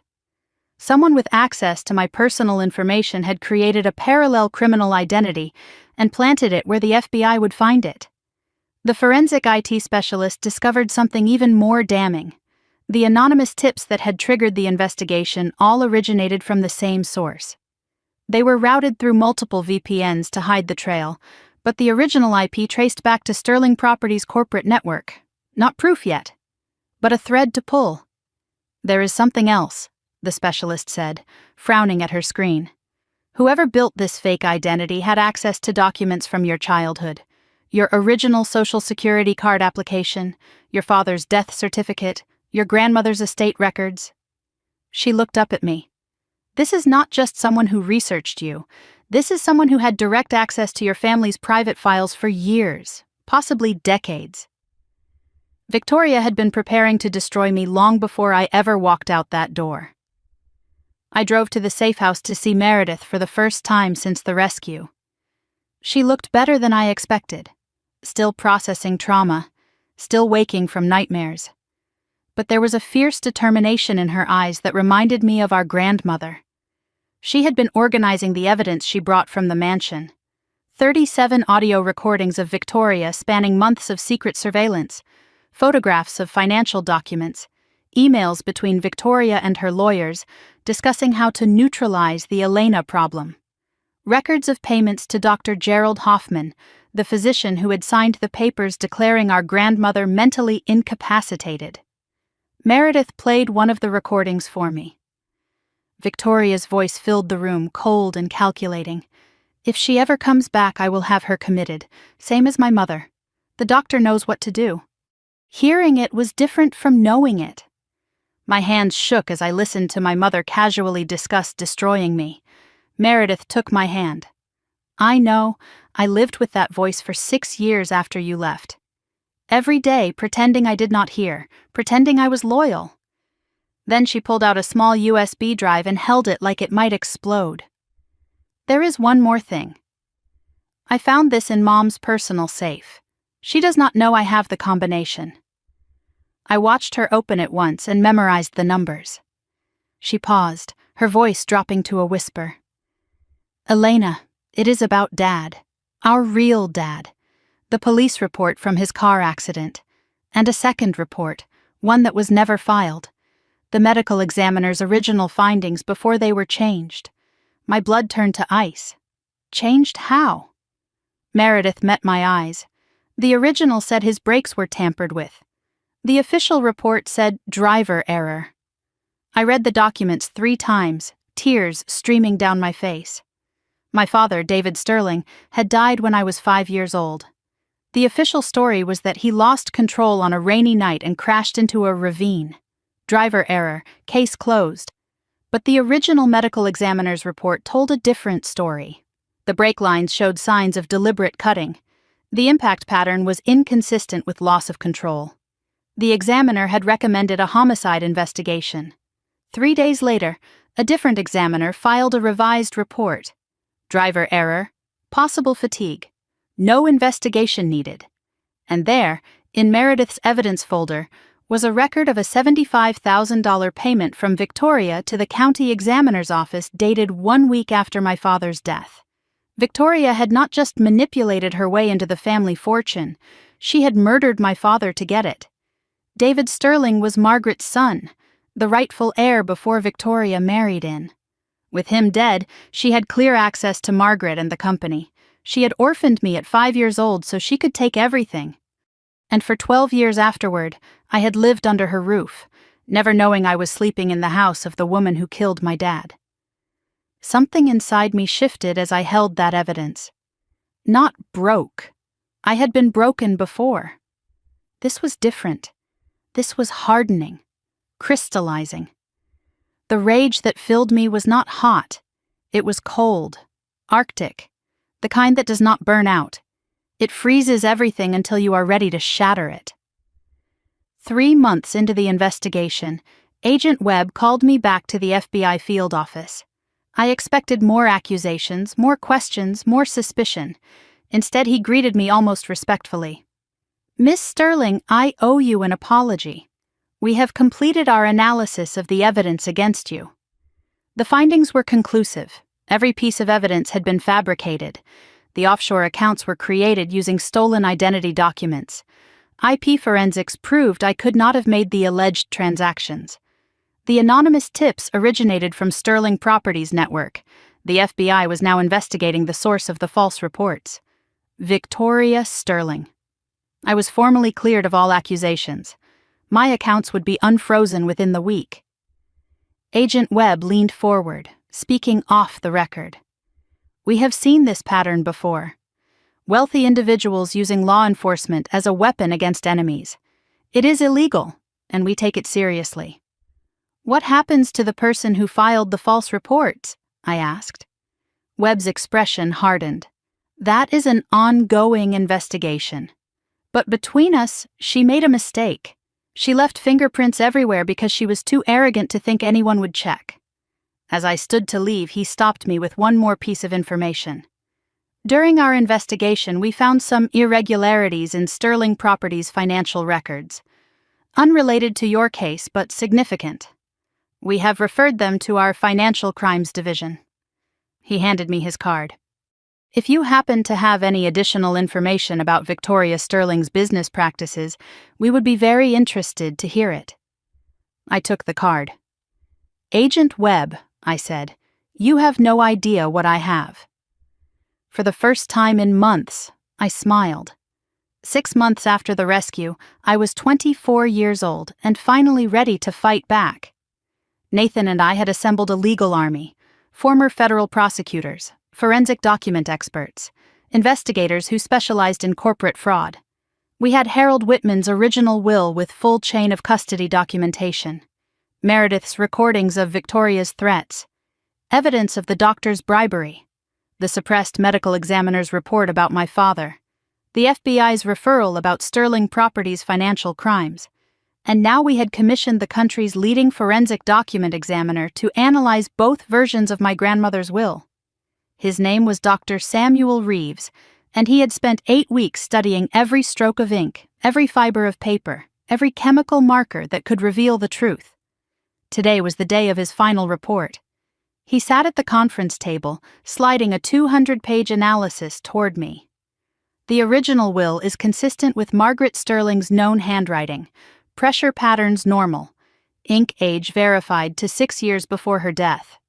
Victoria's version shows clear signs of forgery, pen pressure inconsistent, stroke patterns showing hesitation marks typical of someone copying rather than signing naturally. And most damning of all, the paper contains chemical markers that did not exist in commercial paper until 18 months after Margaret Sterling died. He removed his glasses and looked at me directly. "Miss Sterling, this is not just my opinion. This is scientific fact that will hold up in any court in the country. Your grandmother's will was forged, and I can prove it beyond any reasonable doubt." I held the report in my hands. 200 pages of scientific proof that Victoria had stolen my inheritance. Combined with everything else we had gathered, it was not just a lawsuit, it was an avalanche. Nathan sat beside me, reviewing the summary. So what now? I looked at the evidence spread across the table. 6 years of pain transformed into ammunition. Now we file, and then we take everything. 8 months after the FBI cleared my name, Phoenix Holdings had become something Victoria could no longer ignore. I was 24 now, approaching 25, and the company I had built from nothing was finally stepping out of the shadows. Our new headquarters occupied a renovated warehouse in downtown New Haven, 3 floors of open space filled with energy and ambition. 12 employees worked for me now, including 3 former Sterling Properties executives who had defected over the past year. Revenue was approaching $8 million annually. The name Phoenix had become known in Connecticut real estate circles, though the connection to Elena Sterling remained hidden. On paper, I was still just E. Whitman, a mysterious figure operating through an LLC. My mother had no idea that the competitor slowly eating into her market share was her own daughter. The irony was delicious. Victoria had kicked me out with nothing, expecting me to crawl back broken. Instead, I had built a company that was systematically targeting every deal she wanted. Every property I won was one she lost. Every client I attracted was a relationship she had neglected. Death by 1,000 cuts. She knew someone was hunting her. For the first time in her life, Victoria Sterling was the prey. She just did not know the predator shared her blood. The defectors from Sterling Properties had become my secret weapons. Marcus Chen had been Victoria's vice president of acquisitions until she publicly humiliated him at a board meeting for questioning one of her decisions. He brought connections and deal knowledge that would have taken me years to build. Sandra Wells had been Sterling's lead accountant until she discovered financial irregularities and was threatened into silence. She brought evidence and expertise.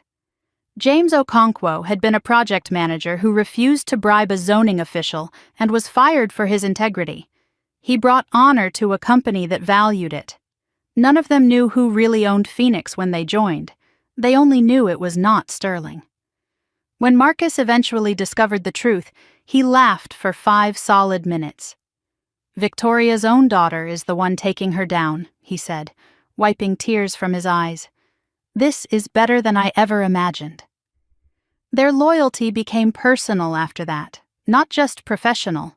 They had all suffered under Victoria's cruelty. Now they had a chance to make it right. Sandra knocked on my office door one afternoon with a peculiar expression. I have been cross-referencing Sterling's public filings with my records from when I worked there, she said. Something does not add up. They are reporting revenue they could not possibly have. Either they have found a miracle cash source, or they are cooking the books to hide how badly they are bleeding. I leaned forward. How badly? Sandra placed a spreadsheet on my desk. The numbers were devastating. At this rate, Sterling Properties would be insolvent within 18 months. Victoria was running my grandmother's company into the ground. 3 weeks later, my phone buzzed with a text from an inside contact still working at Sterling. The message was brief, but explosive. She knows. Board meeting today. Someone showed her the connection between Phoenix and your grandmother's lawyer. She went white, then red, then started screaming. Evacuated the floor, security escorting people out. It is chaos. I read the message 3 times, letting it sink in.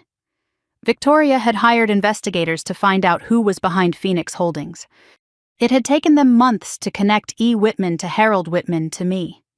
But now she understood. Now she knew that her forgotten daughter had been fighting her from the shadows for years. According to my contact, Victoria had thrown a chair through her office window when she realized the truth. She canceled all meetings for the rest of the week. Richard was seen leaving the building carrying boxes, possibly moving out for good. For 6 years I had been invisible, the troubled runaway, the embarrassment to forget. Now Victoria knew she had been fighting her own child. Her narrative was shattered, her certainty was broken, and her worst nightmare was just beginning. That night my phone rang. Unknown number. I answered anyway. Silence on the line for 10 seconds. Then Victoria's voice, barely controlled.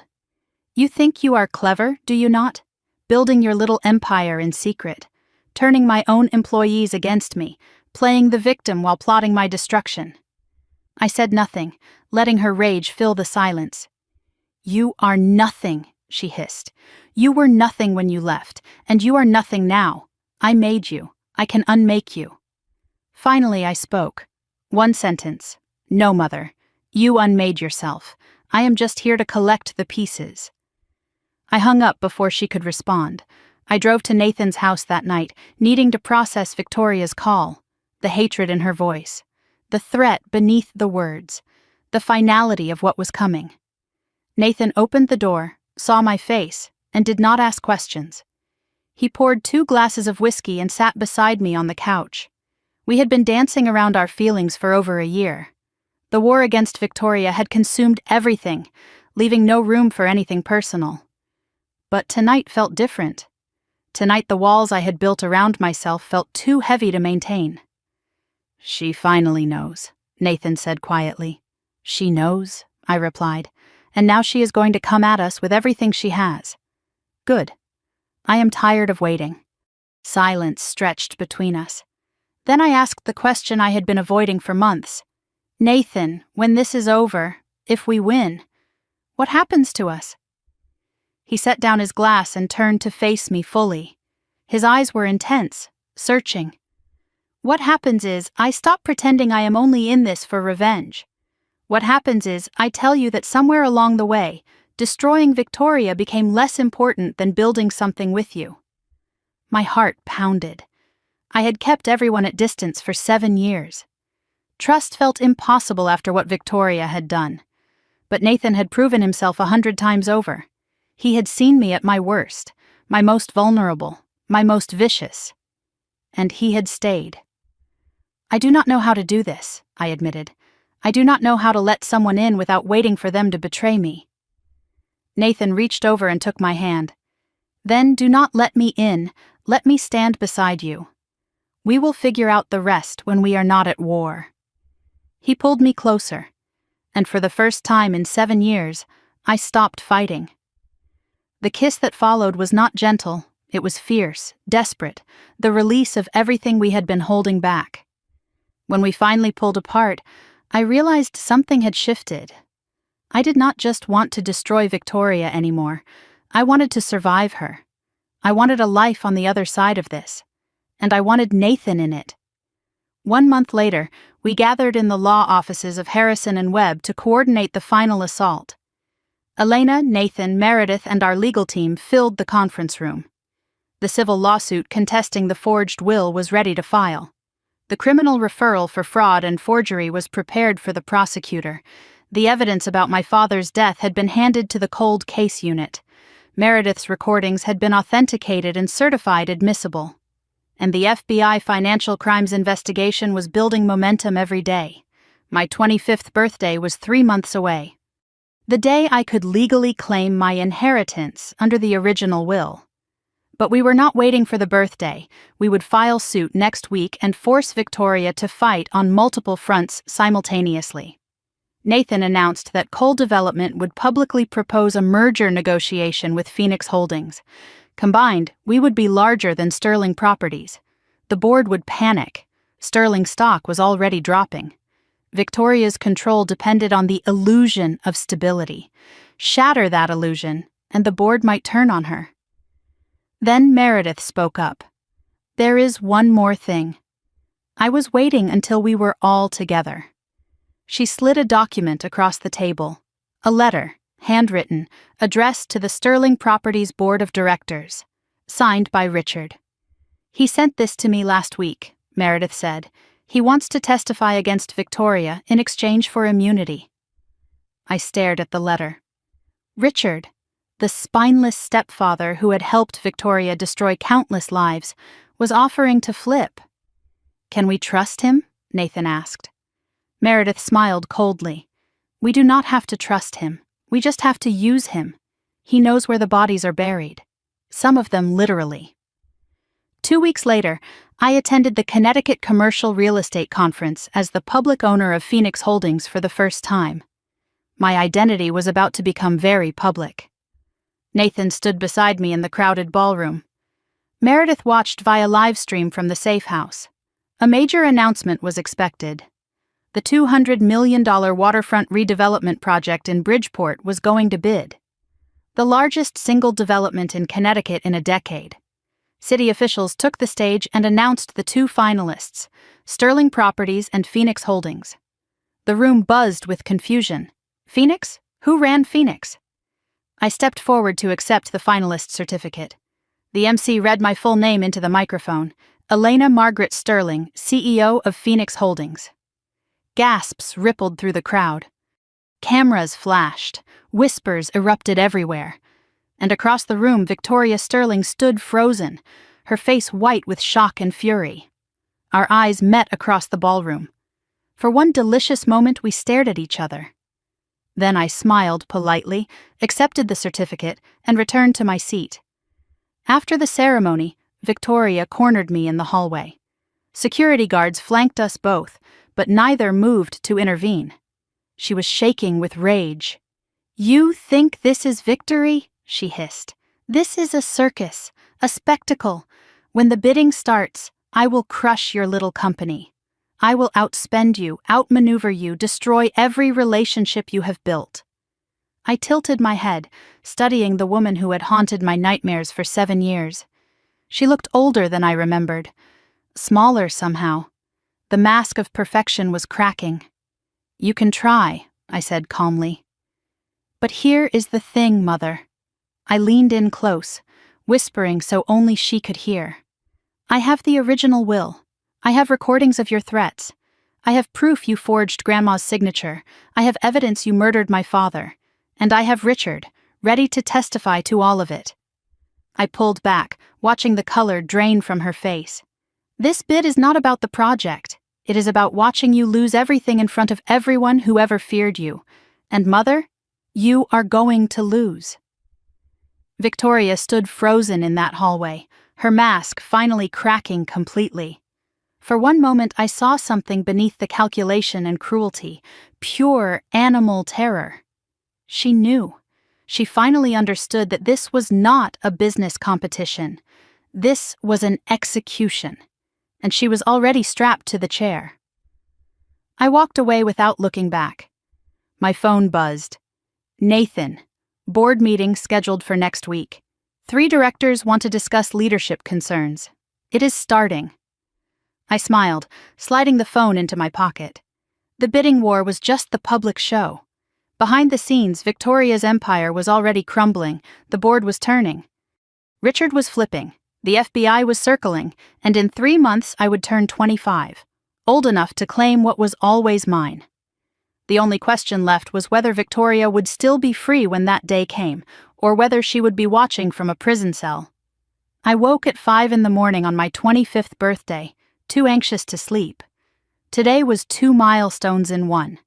The day I could legally claim my inheritance under my grandmother's original will, and the day of the final bid presentation for the $200 million Bridgeport waterfront project. 8 years of building had led to this moment. 8 years of survival, of patience, of watching my mother destroy herself while I grew stronger in the shadows. Nathan brought me coffee and kissed my forehead. "Happy birthday. Ready to destroy your mother?" I smiled grimly. "I have been ready for 8 years." Our final review of the Phoenix bid package confirmed what I already knew. It was comprehensive, innovative, community-focused, everything Victoria's presentation would lack. But rumors had been swirling all week. Victoria was desperate, making calls to everyone who owed her favors, bribes to city council members, threats to subcontractors, rumors planted about Phoenix's inexperience and my supposed mental instability. She was throwing everything she had at this final battle. At 7 in the morning, my phone buzzed with a text from an unknown number, a photograph. Victoria entering City Hall through a back entrance at 6 in the morning. The caption read, "She has been in Councilman Porter's office for 45 minutes. Whatever she is offering, it is big. I forwarded the image to our legal team. If Victoria was bribing officials, we would have evidence. If she was just desperate, she would make mistakes. Either way, I was ready. The media gathered outside City Hall like vultures sensing blood. The Bridgeport waterfront bid had become statewide news, not just because of the money, but because of the family drama. Headlines had been running for weeks. Sterling versus Sterling. Mother-daughter real estate war. Victoria had used every interview to paint me as a bitter, troubled child seeking revenge against the mother who had tried to help her. I refused to engage, letting my work speak for itself. As I climbed the steps, a reporter shoved a microphone in my face. "Elena, your mother claims you are mentally unstable and this bid is just a personal vendetta. How do you respond?" I stopped and turned to face the camera. My response is in the bid documents. 200 pages of plans, financials, and community partnerships. If that is a vendetta, I would love to see what she calls professionalism. I walked inside without waiting for follow-up questions. Behind me, I heard another journalist mutter, "God, she is good." I allowed myself one small moment of satisfaction. Then it was time to fight. The sabotage attempts had started before I even reached the building. My lead contractor called in a panic. Someone had been calling our suppliers, telling them Phoenix was going bankrupt and would not pay. 3 of them were threatening to pull out. My PR person reported anonymous tips sent to every news outlet claiming Phoenix Holdings had ties to organized crime. Nathan's office called with news that someone had tried to access our sealed bid documents through a hacked city employee login. I stayed calm. I documented everything.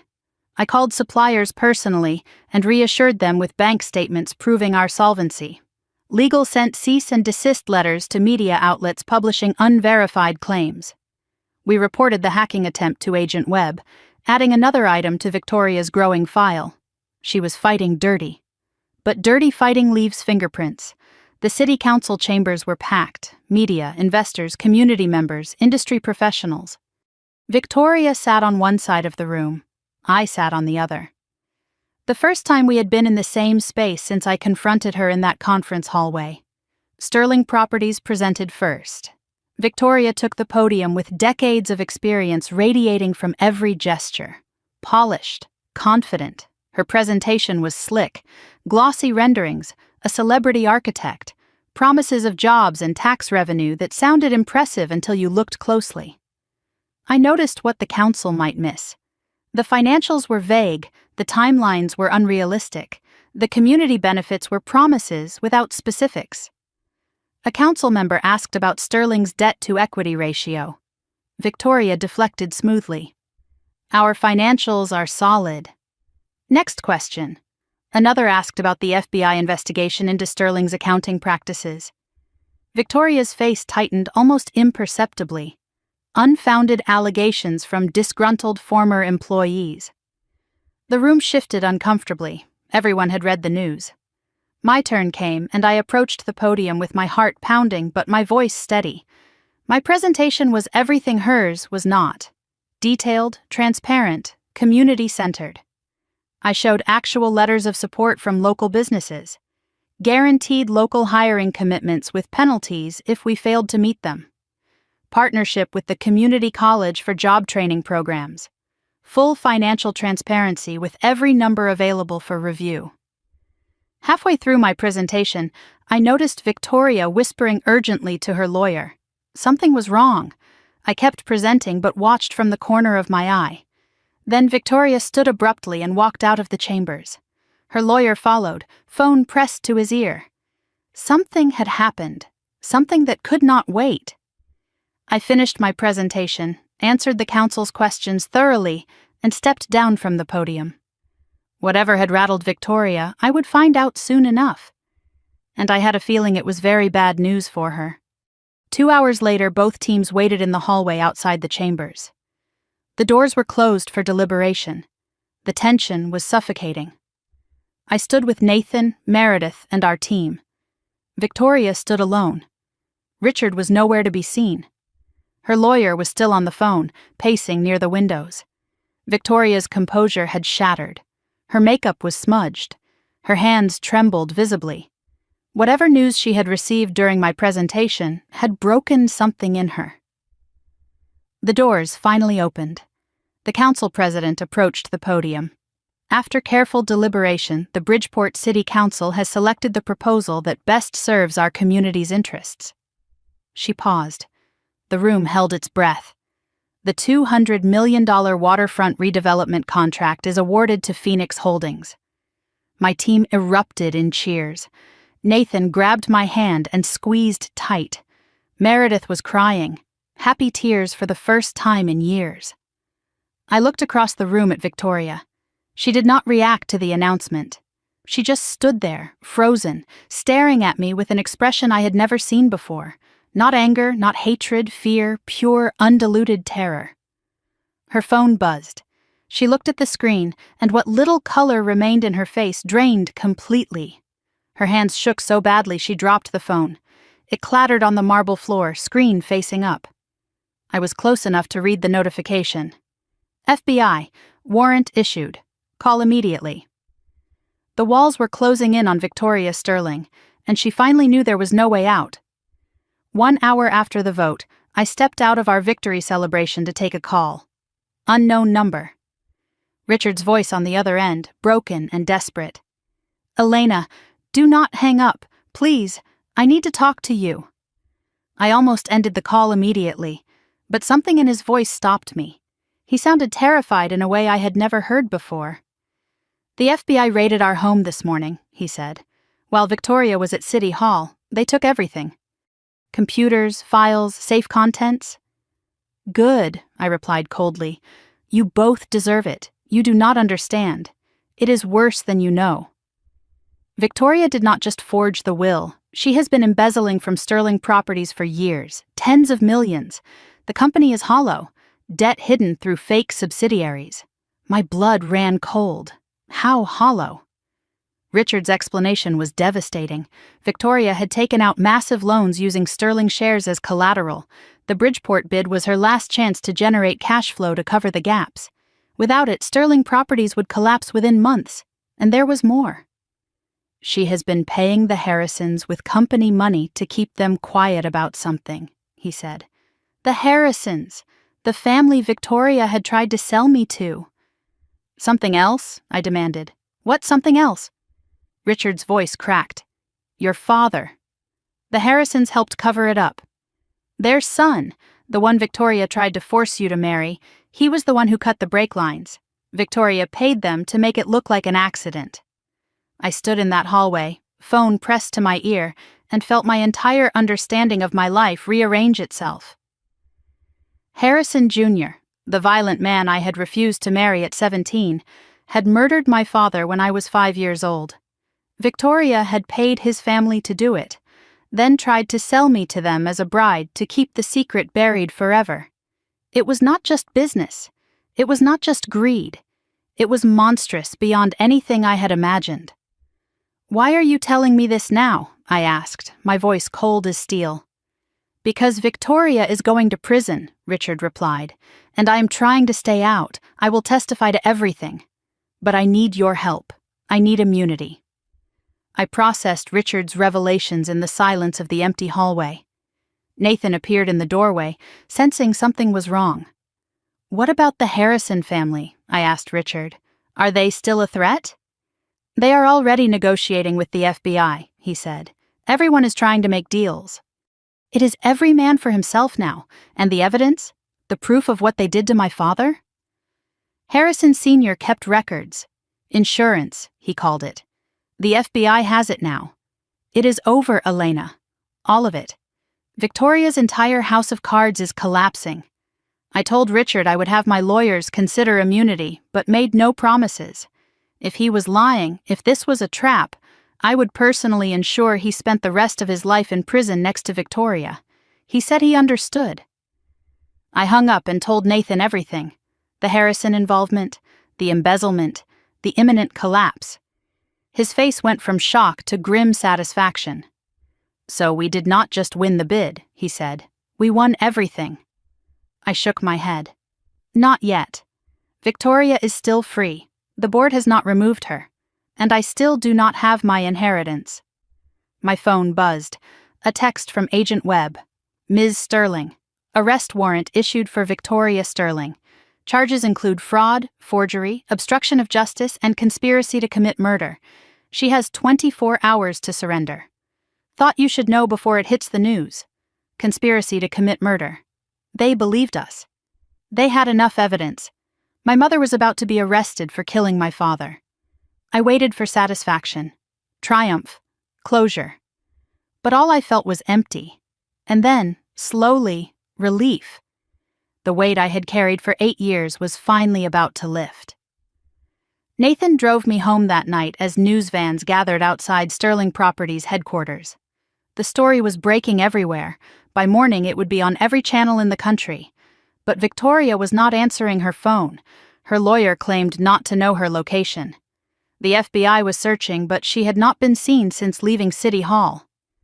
As we pulled into Nathan's driveway, my phone rang. Unknown number. I answered.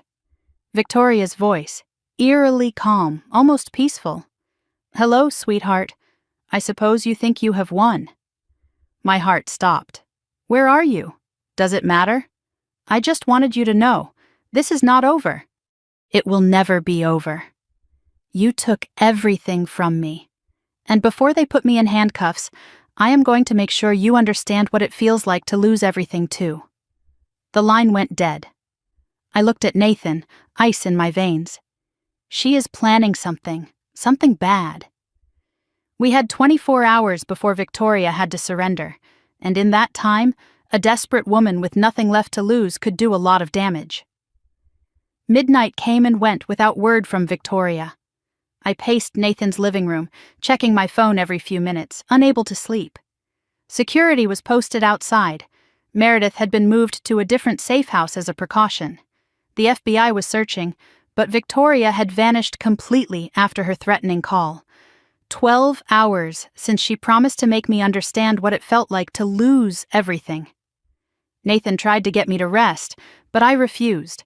Victoria had resources, connections, desperation. She could be anywhere.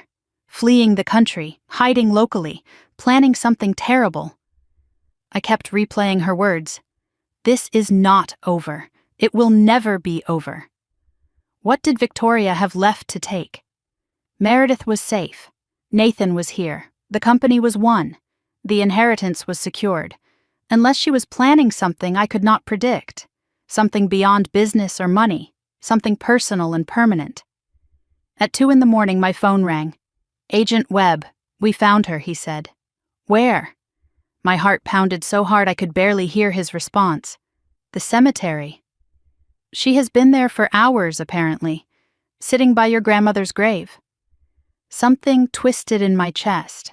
Not sympathy, but a strange, hollow recognition. Of course that was where she went, the woman she had destroyed to build her empire. The grave she had never once visited in the 8 years since the funeral. Is she surrendering? I asked. She is not responding to our officers. She asked to speak to you, only you.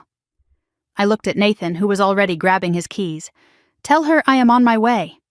The Greenwich Cemetery was the oldest in the county, filled with generations of wealthy families who had built their legacies on this land. FBI vehicles waited at the entrance, lights off. Agent Webb escorted me through the dark paths, past marble monuments and weathered headstones, toward the section where my grandmother was buried. And there, sitting on the frozen ground before Margaret Sterling's grave, was Victoria.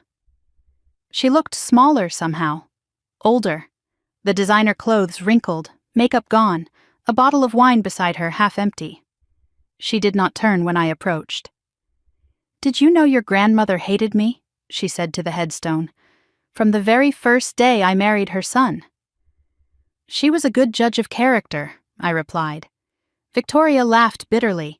She was the only one who ever saw through me. Everyone else, your father, the board, society, they all believed the performance. But not Margaret. Never Margaret. She finally turned to face me.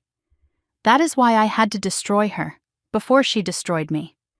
Her eyes were red, swollen. I had never seen Victoria cry before.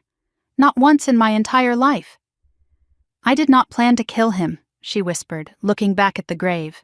Your father. It was supposed to be a scare. Make him compliant. But Harrison's son went too far. And once it was done, what was I supposed to do? Confess? Go to prison? I had a future to build. I had you and Meredith to raise. You did not raise us, I said, my voice shaking with rage. You used us. You were going to sell me to a murderer to cover your crimes. Victoria tilted her head, studying me with something almost like curiosity. And look what it made you. Strong, fierce, a survivor. Would you be who you are today without me? I refused to play her game, to let her take credit for my survival when she had been the thing I was surviving. I am who I am despite you, I said. Not because of you. Every good thing in me came from Dad and Grandma. Every scar came from you. Something in Victoria's face cracked. Not rage this time. Exhaustion. Defeat. Something almost like grief for a life she had chosen to destroy. What if I told you where the rest of the money is, she said. The offshore accounts. There is still 40 million. We could split it. You could take everything and just let me go. I almost laughed. You think this was ever about money? Then what? Revenge? You have had it. I am ruined. My reputation, my company, my freedom, all gone. What more do you want? I stepped closer, my voice dropping low. I want you to understand what you took. Not the money or the company. You took my father. You took my childhood. You took my ability to trust anyone. You took 20 years I should have had with Grandma before you isolated her and broke her down. I knelt in front of my mother, forcing her to meet my eyes. I do not want you to go to prison because I hate you. I want you to go to prison because you are a murderer. Because you forged documents and stole from your own company and tried to have your daughter committed to cover your crimes. Because justice matters. Because my father deserves it. Because Grandma deserves it. I stood up, brushing the frozen grass from my knees. And because every day you spend in a cell, you will know that the daughter you threw away is the one who put you there. Victoria stared at me for a long moment. Then, slowly, she nodded. You really are Margaret's granddaughter. She held out her wrists to the waiting agents. I am ready. 3 days later, I walked into the Sterling Properties boardroom for an emergency shareholders meeting. Victoria's arrest had made national news. The stock had plummeted 40% in 72 hours. Board members were panicking, investors fleeing, employees wondering if they would still have jobs next month. I arrived with my legal team and Harold Whitman, the 90-year-old attorney who had kept my grandmother's secret for a decade. The room went silent when I entered. My lawyer presented the court-certified original will. The forensic expert's testimony was projected on screen for everyone to see. Clear, undeniable proof that Margaret Sterling had intended her granddaughter to inherit 51% of the company. The forged will was legally void. I was the rightful majority shareholder. Some board members resisted. Victoria's oldest allies, hoping to maintain their power. Others immediately recognized the new reality. The company's lead counsel confirmed that the documentation was irrefutable. A motion was called. Vote to recognize Elena Sterling as majority shareholder and install her as CEO. The vote was not even close. 9-2. The two dissenters were Victoria's oldest allies, men who had helped her cover up financial irregularities for years. They were removed from the board that same afternoon, facing their own investigations. As the room absorbed what had happened, Harold Whitman stood slowly from his chair. He walked to the front of the room with the careful steps of a man who had waited a very long time for this moment. Margaret Sterling was my client and my friend, he said, his voice quavering but clear. She built this company from nothing. She loved her granddaughter more than anything in this world, and she made me promise that one day Elena would take her rightful place. He turned to me, eyes shining with tears. Ms. Sterling, welcome home. I addressed the shareholders and remaining board members from the head of the conference table. My table now. I told them I was not here to tear the company apart. My grandmother had built sterling properties with integrity and vision. My mother had nearly destroyed it with greed and lies. I intended to rebuild it the way it should have been run all along. I announced immediate changes. A full forensic audit of all accounts, complete cooperation with the FBI investigation, severance and support for employees affected by the transition, integration with Phoenix Holdings to stabilize the finances and restore investor confidence. Nathan stepped forward as strategic partner. Meredith was offered a position as Director of Community Relations. After the meeting, as the room emptied, I stood at the window looking out at the city my grandmother had helped build. Meredith came to stand beside me. "How does it feel," she asked, "to finally have everything you fought for?" I thought about the question. 8 years of struggle, sleeping in motel rooms, working 3 jobs, building a company from nothing, watching our mother arrested at our grandmother's grave. "Honestly," I said, "it feels like the end of something, not a beginning." Meredith squeezed my hand. "Maybe that is okay. Maybe some things need to end before better things can start." We stood there together, 2 sisters who had survived the same monster, finally free. 4 months later, I sat in the gallery of a federal courthouse and watched Victoria Sterling receive her sentence. The charges were read aloud: fraud, forgery, embezzlement, obstruction of justice, conspiracy to commit murder, the Harrison family had testified. Their son had confessed to cutting my father's brake lines in exchange for a reduced sentence. Richard had testified as well, immunity granted, relocated somewhere far away. Victoria offered no defense. She pled guilty to avoid a trial that would have exposed even more of her crimes. The judge pronounced the verdict: 25 years for conspiracy to commit murder, 15 years for fraud and forgery to be served concurrently, full restitution ordered, no possibility of parole for 12 years. Victoria stood motionless, absorbing the words. She did not look at me. Not once throughout the entire proceeding. I felt no celebration, no tears, just quiet. 25 years. My mother would be nearly 80 when she became eligible for parole. It was not death, but it was the end of everything she had built and stolen and schemed for. Justice. Finally, after 20 years, 2 years passed. Sterling Properties merged with Phoenix Holdings to become Sterling Phoenix Development, honoring both legacies. I stabilized the company, restored its reputation, rebuilt relationships Victoria had destroyed. Nathan and I were engaged. Meredith was thriving, finally free from our mother's shadow. I started a foundation in my father's name, supporting children from abusive homes. Life was quiet, peaceful, the kind of peace I had never imagined possible. Then, on an ordinary Tuesday, my phone screen lit up with a notification that stopped my heart. Missed calls, 102, all from the same number, a number I recognized but had not seen in 2 years. The prison's visitor contact line, Victoria, calling 102 times. I stared at the screen, that old, familiar knot forming in my stomach. What could she possibly want now? What more was there to say?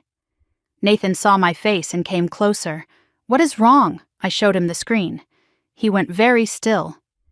"You do not have to answer." "I know," I said. But we both knew that was not true. Whatever Victoria wanted, ignoring it would not make it go away. It never had. I put the phone down on the kitchen counter and watched it light up with call 103, then 104. The rhythm was almost hypnotic. Ring, ring, silence, ring again. Obsessive, desperate, like Victoria herself. 2 years of silence, 2 years of peace. And now this. What had changed? What could she possibly need badly enough to call over 100 times? Part of me wanted to block the number, throw the phone in a drawer, pretend I had never seen it. I had built a life. I had found love. I had reclaimed my inheritance and my name. I did not owe Victoria Sterling anything. But another part of me, the part that still remembered being a little girl who just wanted her mother to love her, that part whispered, "What if she is dying? What if it is about Dad? What if there is still one more secret?" I picked up the phone. My finger hovered over the answer button. Nathan watched me, saying nothing, letting me choose. 105 missed calls. One decision that could reopen every wound I had spent 8 years trying to heal. I pressed answer. Silence crackled on the line for several seconds. I pressed the phone to my ear, heart pounding, waiting. Then Victoria's voice came through, older, smaller, stripped of all the power that had once made grown men tremble. "Elena, you answered. I did not think you would." "I almost did not," I replied. "What do you want, Victoria?"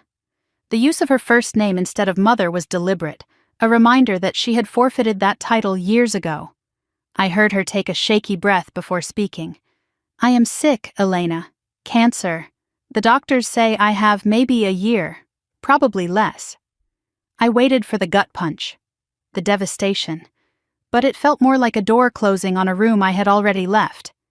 "I am sorry to hear that," I said, and surprisingly I meant it, not forgiveness, just basic human acknowledgement of suffering. "I am not calling to ask for forgiveness," Victoria said, her voice catching slightly. "I know I do not deserve it. I know what I did to you, to your father, to Margaret. I have had 2 years of nothing but time to understand exactly what I am." She paused. "I am calling because there is one more thing you need to know. One more secret I kept, and I do not want to die with it still buried." I moved to the living room and sat down. Nathan followed, sitting beside me. I put the phone on speaker. No more secrets between us. Victoria explained slowly, her voice weakening with each sentence. "There was a safety deposit box I had never heard of. Not the one in Vermont from my grandmother, a different one. Victoria's own box, hidden for decades. Your father left something for you," she said, "before he died. He knew something was wrong, he sensed it. He wrote you a letter and gave it to me to hold until you were old enough." My heart stopped. What? David Sterling, in the weeks before his death, had grown suspicious of Victoria. He wrote a letter to his baby daughter just in case something happened to him. He trusted his wife to give it to me on my 18th birthday. Victoria never did. She kept it hidden for 22 years. Another theft. "It is in box 447 at First Greenwich Bank," Victoria said. "The key is taped inside my jewelry box at the mansion. Richard never found it." "Why?" I asked, my voice barely a whisper. "Why tell me now? You could have died with this secret like all the others." Victoria was quiet for a long moment. "Because I have had 2 years to think about the night your father died." The look in his eyes when the car started sliding. "I see it every night when I close my eyes." Her voice cracked. "He knew, Elena. In that last second, he knew it was me. And the last thing he thought about was you, his baby girl." The letter was his way of making sure part of him would survive, would reach you, no matter what happened. Tears streamed down my face. "He loved you more than anything in this world," Victoria whispered, "and I stole that from both of you. I cannot give it back, but I can give you his words." 2 days later, I stood in a private viewing room at First Greenwich Bank. The key had been exactly where Victoria said, taped inside her jewelry box in the mansion that had long since been sold to cover debts. Box 447 was small, dusty, untouched for over 2 decades. Inside was a single envelope, yellowed with age. My father's handwriting on the front. "For my Elena, when you are ready." My hands trembled as I opened it. The letter was 3 pages long, written in handwriting that slanted slightly to the right, pressed hard into the paper like he was trying to make his words permanent. He wrote about the day I was born, the happiest day of his life, how I had grabbed his finger and would not let go, how he knew in that moment he would do anything to protect me. He wrote about his hopes for my future, college, a career I loved, someone who would cherish me the way I deserved. A family of my own someday. He wrote about his fears. "Your mother is not who I thought she was," he admitted. "I have seen things that trouble me. If something happens to me, I want you to know it was not an accident." And he wrote about his love, Unconditional, overwhelming, forever. The final paragraph broke me completely. Be brave, my little one. Be kind, and never let anyone make you feel small. Your daddy loves you more than all the stars in the sky, and wherever I am, I will always be watching over you. I sat in that cold bank vault for over an hour, reading the letter again and again until I had memorized every word. Then I pressed it to my chest and whispered into the empty room. I found it, Daddy. I am brave. I am kind. And I never let them make me feel small. 1 week later, I signed in as a visitor at the Women's Federal Correctional Facility. Nathan had supported whatever choice I made. Meredith had refused to come, not ready, maybe never would be. I needed to close this chapter myself. Victoria shuffled into the visitation room wearing a prison uniform. No makeup, thinner than before. We sat across from each other with glass between us. Silence stretched for a long moment. "You came," she said. "I did not expect you to." "I read the letter," I replied. Victoria's eyes closed briefly. "And he loved me. He knew what you were. And he tried to leave a piece of himself for me just in case." Victoria nodded slowly. "He was always better than me. I think that is why I hated him in the end." I leaned forward, meeting my mother's eyes through the scratched plexiglass. "I want you to know something," I said. "I do not forgive you. I probably never will. What you did to Dad, to Grandma, to me and Meredith, forgiveness would dishonor their memory." Victoria flinched but nodded. "I understand, but I am not going to carry hatred for you anymore either. It is too heavy, and you are not worth the weight." I saw something shift in her eyes. Not hope, not relief, just acknowledgement. "I am letting you go, Victoria, not for your sake, for mine, so I can finally be free of you completely." 6 months later, the Sterling Phoenix Development Annual Gala filled a grand ballroom with laughter and light. It was also my engagement party. Nathan stood beside me, ring on my finger, future in our eyes. Meredith was there, laughing with colleagues, finally comfortable in her own skin. Diane Chen attended, the woman who had given me my first real chance when I had nothing. Harold Whitman's daughter came in his place. He had passed away peacefully 3 months ago, his promise to my grandmother finally fulfilled. I took the podium to address the room. 10 years ago, I told them, I was 17 years old, standing on a cold sidewalk with nothing but a suitcase and $800. Tonight I stand here with a company, a family, a future, and something far more valuable than any of that. I have the truth. I have people who love me, and I have myself, whole, healed, free. I raised my glass. To everyone who believed in me when I could not believe in myself. To my grandmother Margaret, who loved me enough to fight for me even from the grave. To my father David, whose words finally reached me after 22 years. And to every person who has ever been told they are not enough. You are. You always were. The room erupted in applause. Nathan took my hand and pulled me close. "Your grandmother would be proud," he whispered. "She is," I said, "and so is my dad. I can feel them here tonight. Then let us give them something to celebrate." He nodded toward the dance floor where the band was starting our song. I laughed, a real laugh, light and free. "Lead the way, Mr. Cole. Always, Mrs. Sterling." We danced, and for the first time in 10 years, I did not think about Victoria at all. Later that night, I stood alone on the balcony, city lights spread below, stars scattered above. My father's letter rested in my pocket. I carried it everywhere now. I thought about the journey from that cold November night to this warm spring evening. 10 years ago, my mother slammed a door in my face and told me I would come back begging in a month. I did not beg. I did not crawl. I walked away with my dignity, built an empire from nothing, and watched her lose everything she stole. But here is what I learned. Revenge is not the same as healing. Taking back what is yours is not the same as being whole. Victoria is dying in a prison cell. The Harrisons are behind bars. Richard is living in hiding somewhere, forgotten by everyone. And me? I am standing on a balcony with a ring on my finger, a company with my name on it, and a family that I chose. The people who hurt you want you to stay broken. They want you to define yourself by the wounds they left. The greatest revenge is not destroying them. It is building a life so beautiful that their cruelty becomes a footnote, not a headline.